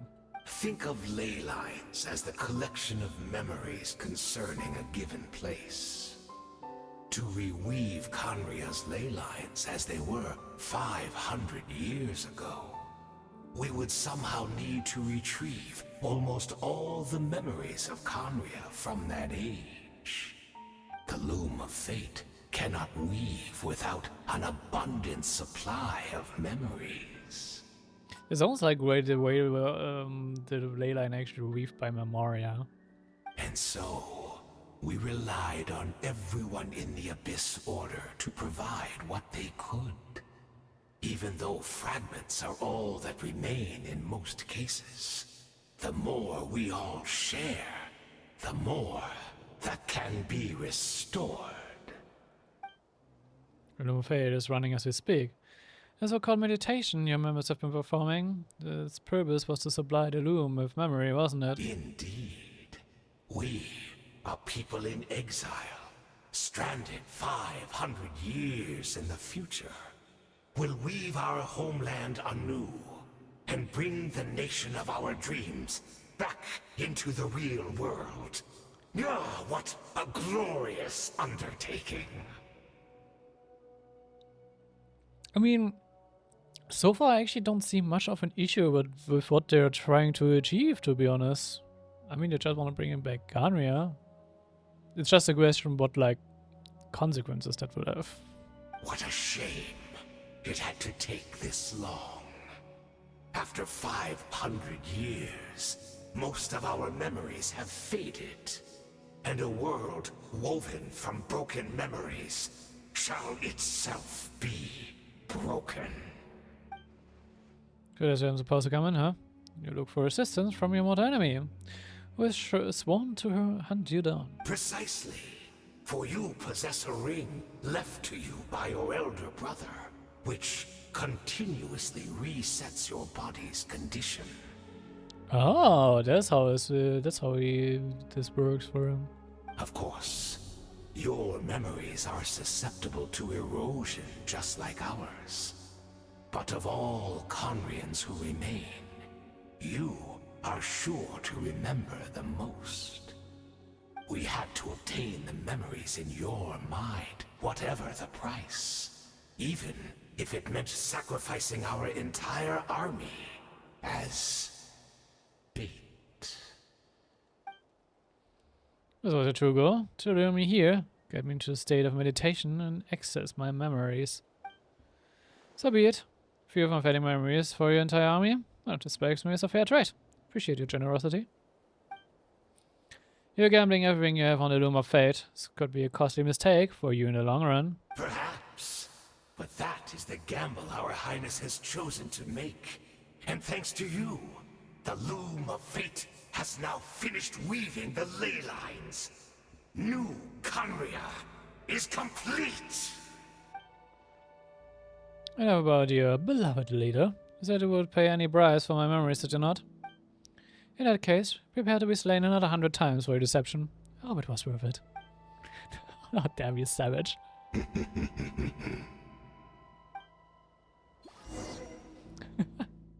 Damn you, savage.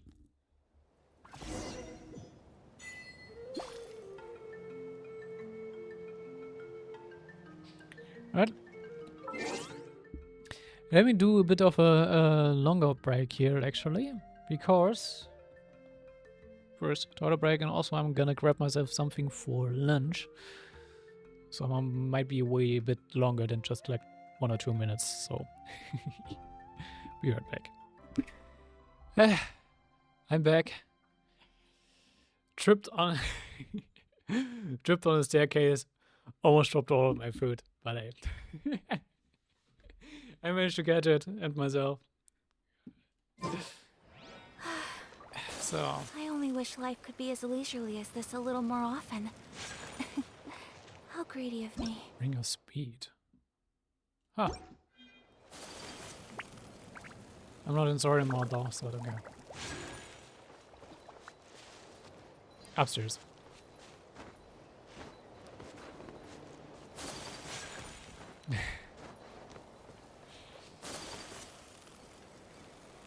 It's Judith! Great! She's still here!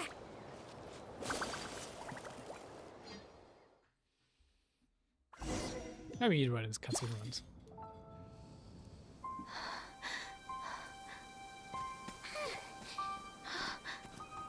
Judith, right, okay. Something happened?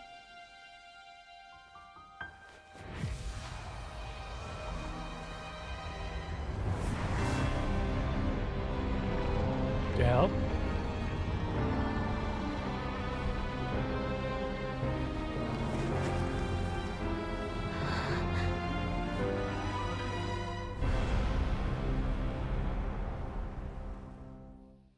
And also, why is this in the middle of Netherlands? What is this? Could this be Cataclysm?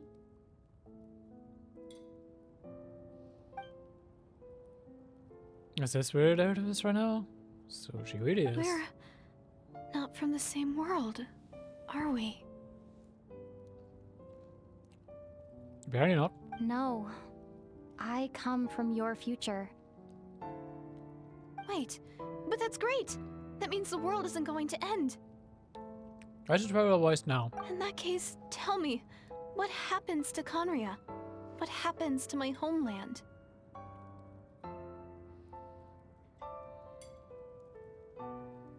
No, wait. Don't answer that. We can only fight for our future. If the future is unknown, I still believe the Savior can turn things around. I'll carry on looking for him, even if you're not there to protect me. Although, in a way, I've already found my savior. It's you. You protected me, and I believe you can protect us all. You're the one who can change everything. It's just too bad that we're not from the same time or place.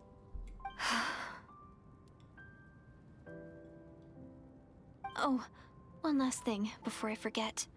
I know how much you want to find your brother. Surely he must be desperate to find you too. So, is there anything you can give me as a memento? Proof that we met? That way, when I do find him, I can convince him that you're also searching for him. The flower. The flower we also saw saw him holding out in a dream. Oh, what a key.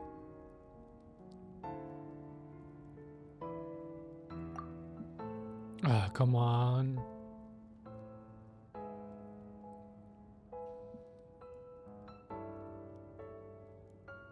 Wait, my internet is okay. I'm having troubles connecting to Twitch.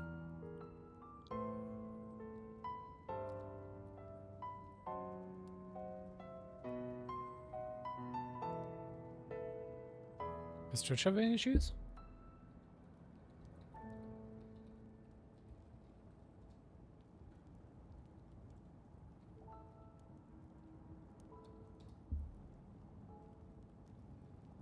I know, I'm connected.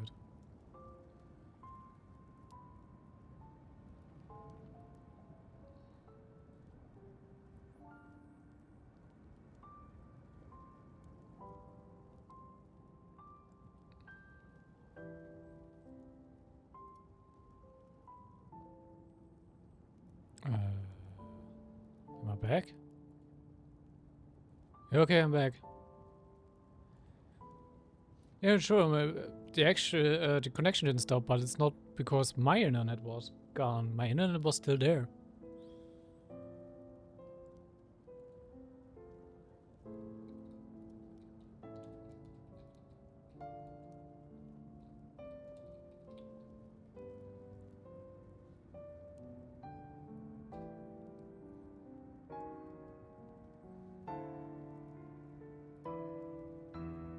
Yeah, but it also wasn't my internet.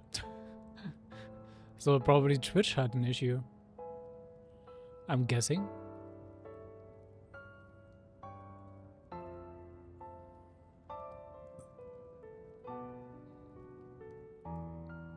But everything's fine now, for at least. I mean...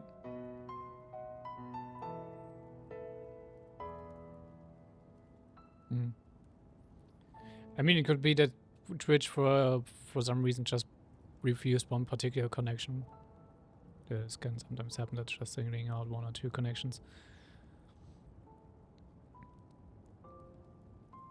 Yeah. I mean, it's often sometimes the case because just my internet is gone for like 2 minutes, but that wasn't the case this time. Otherwise, I would have always been locked out from Genshin, so yeah. Huh? What is it? Are we trying to send a key back in time?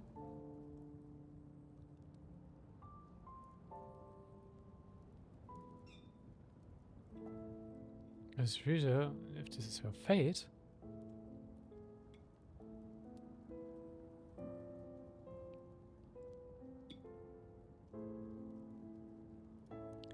Oh. There it was that hero drill we saw.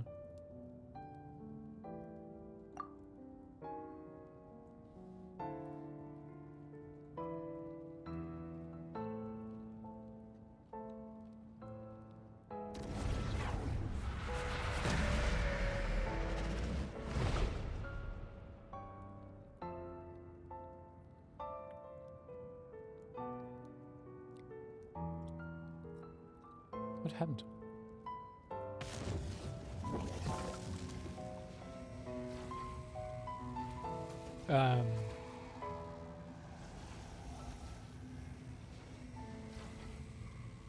So that's what happened. Istaroth, the ruler of time, must have had a hand in this. There's no other way that this meeting could have taken place. You knew of this? I knew only the ending. I've always been curious about the events that led to it.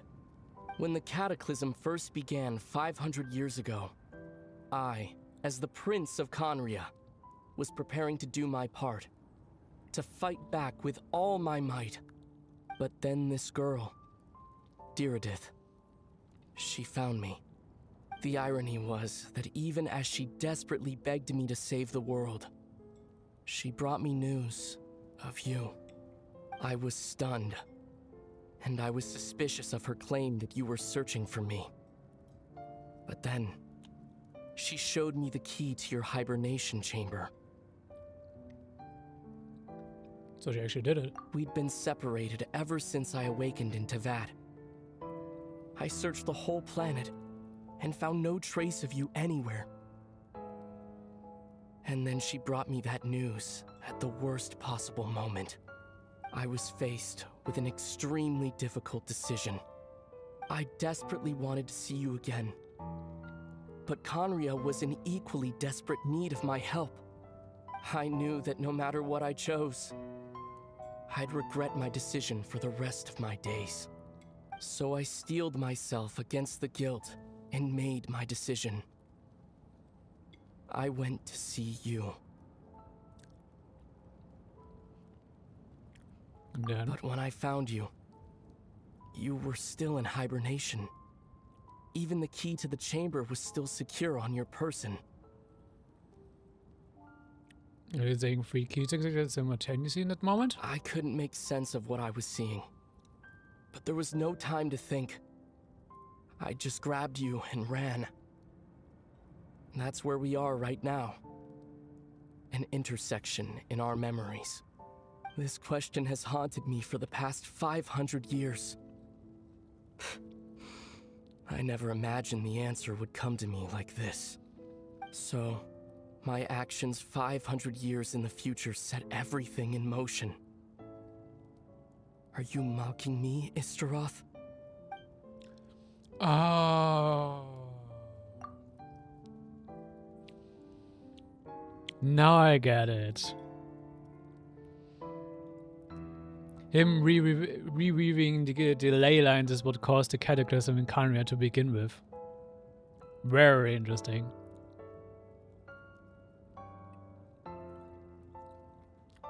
Yes, actually didn't bring us together. Unfortunately, there's versions of us 500 years apart. It's a job that the Savior would rescue Khaenri'ah, save the entire world. Instead, the news she brought had led the Savior to make the complete opposite decision. However, is that her fate? Is that how the story must end?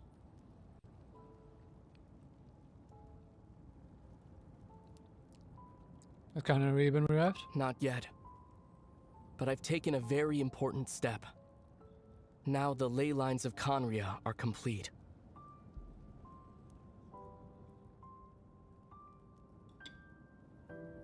I'd always thought that Tevat's ley lines were locked by the heavenly principles.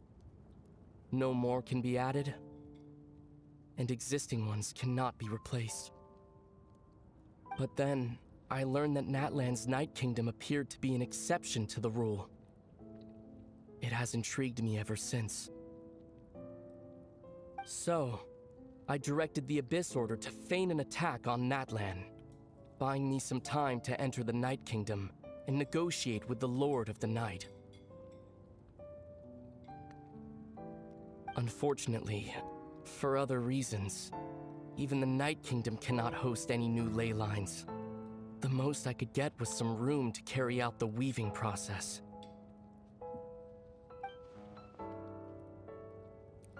Though I did say before that even she can only reconstruct Natlan's ley lines, probably for the same reason. Still, I received the Lord of the Night's permission and activated the Loom of Fate. Using an Intivat as the base, I was able to grow a realm based on the Khaenri'ah of 500 years ago, superimposing it over present-day Natlan's space-time. That superimposition is what allowed you and Diridith to cross paths. Those are my dreams. Not lying about that, at least. But what I don't understand is, why did a lot of the Night agree to this? After that, the new Khaenri'ah was enriched with memories of the old, drawn from the Abyss Order's members in their meditation sessions. With those memories as raw materials, and the superimposed realm as a template, the Loom of Fate finally finished its work. What I now hold in my hand is the Atlas of the New World.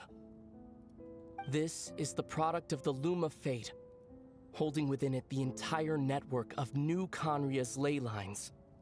With this, the nation once known as Khaenri'ah can rise again. One day, I will find a suitable host location for it.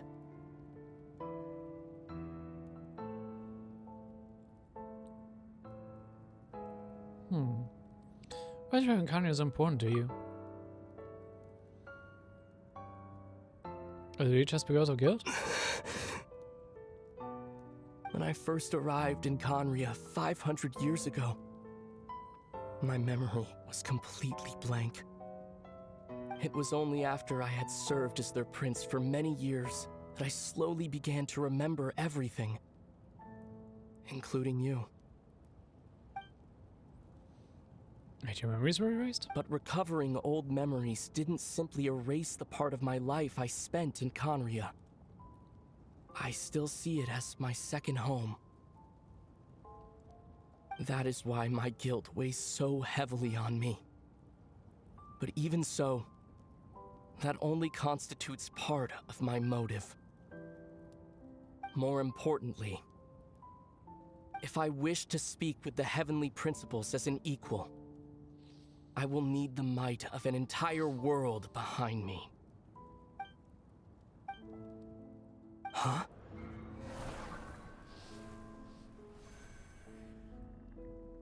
Something's been watching us.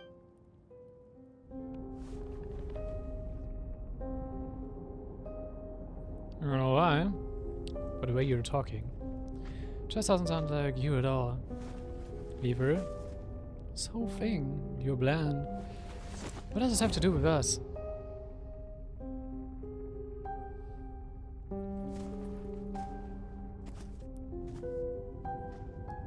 All along, it's only ever been about us.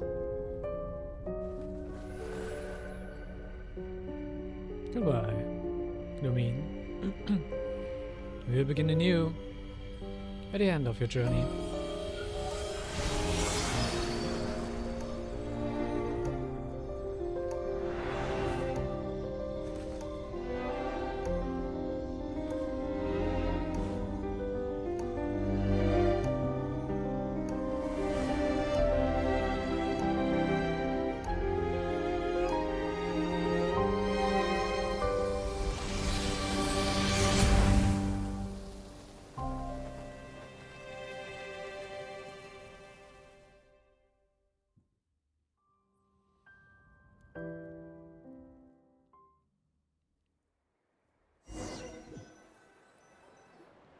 Our hero is back! Everyone's been waiting for you!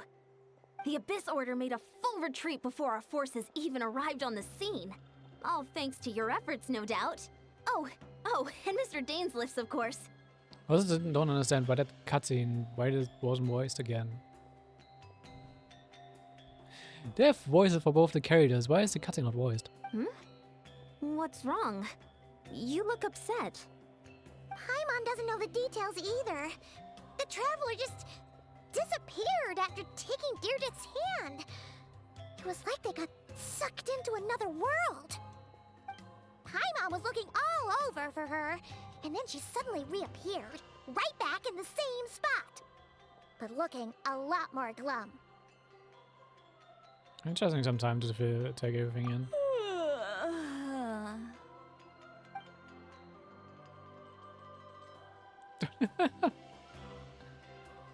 First time we actually see you floating on that. I think I got the gist of what happened.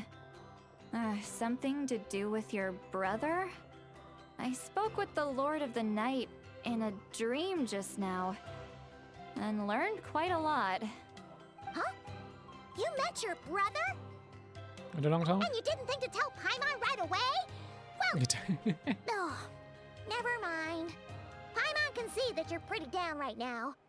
But let's go over everything later, alright? What your brother accomplished? It all but defies comprehension. I was stunned when I heard about it too. But what surprised me the most was that the Lord of the Night actually chose to allow it. Called me off guard too. The Lord of the Night did try to explain it to me, but in a word, it's complicated. During the war with the Abyss, Mawika had an argument with the captain. Mawika believed that we should fight to protect our culture and memories, while the captain believed the preservation of the ley lines should come before all else. So, the Lord of the Night was very intrigued when presented with the Loom of Fate, and informed of its ability to weave ley lines. She saw your brother's actions as a potential third option, namely to preserve an entire nation in the form of an atlas. Preserve a nation? You've definitely lost me now. You're not the only one. Paimon's got no idea what's going on either. With that in mind, the Lord of the Night gave the go-ahead once she was satisfied that the Loom of Fate wouldn't have any real effect on Natlan. However, I believe she imposed an additional condition of her own. Okay. An additional condition? Did she ask for something in return? No idea. She wouldn't tell me what it was. Huh. Alright, well, let's not overthink this for now. We just want a war. Time for a well-earned drink to celebrate. I trust the Lord of the Night unreservedly. I'm sure she only involved herself to take a problem off our hands, so it's one less thing for us to worry about. But it also means he could only like do this Loom of Fate deal. Anyways, only after we have resolved the conflict in Netland anyway to begin with. Though that's probably where their 500-year timer came from, because we are the one responsible for Netland being rescued. And why also the Flame Archon back then knew they had exactly 500 years. And if Vishal had an hand in this, okay.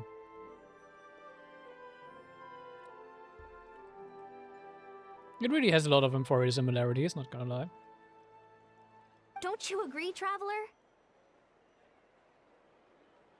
Got a point.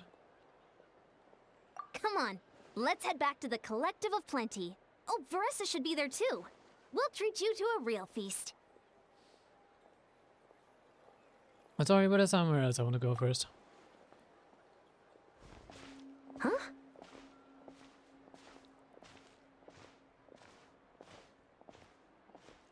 Ian-san, leave her be.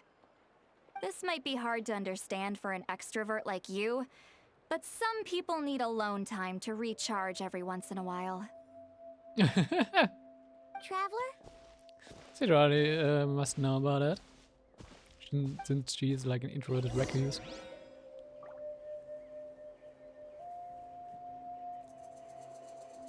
Alright.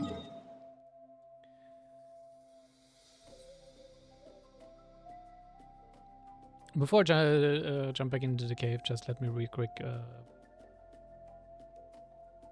bring my plate back into the kitchen, so I'll be right back. Okay, let's continue. And back to the cave.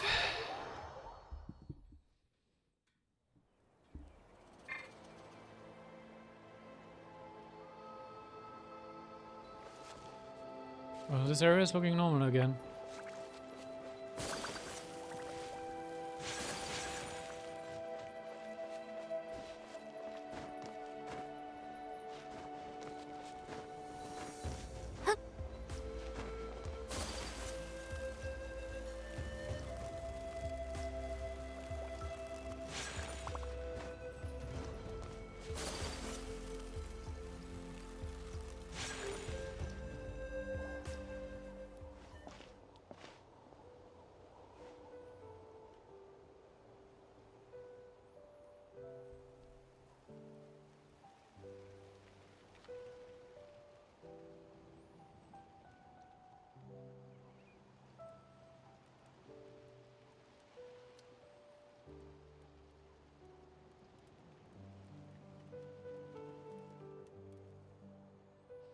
For a night you've fallen asleep, drowning in a myriad of thoughts.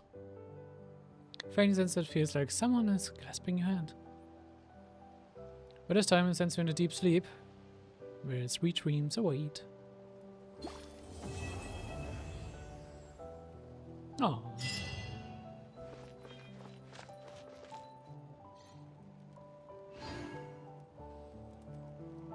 But now I wonder, now that this key is trapped in a time loop,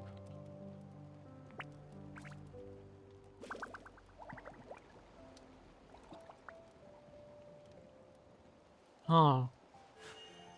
A blade embraces its duty, as a jeweler cherishes their gems.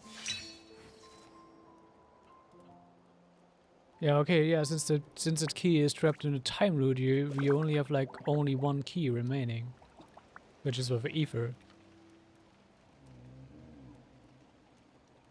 A blade is like a tea leaf. Only those who sample it many times can appreciate its true qualities.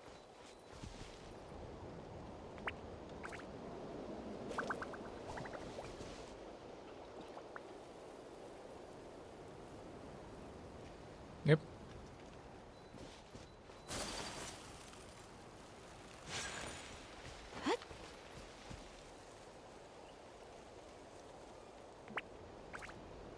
Wait, no, it's not. No way, no way, no way, it's not. We still have our key.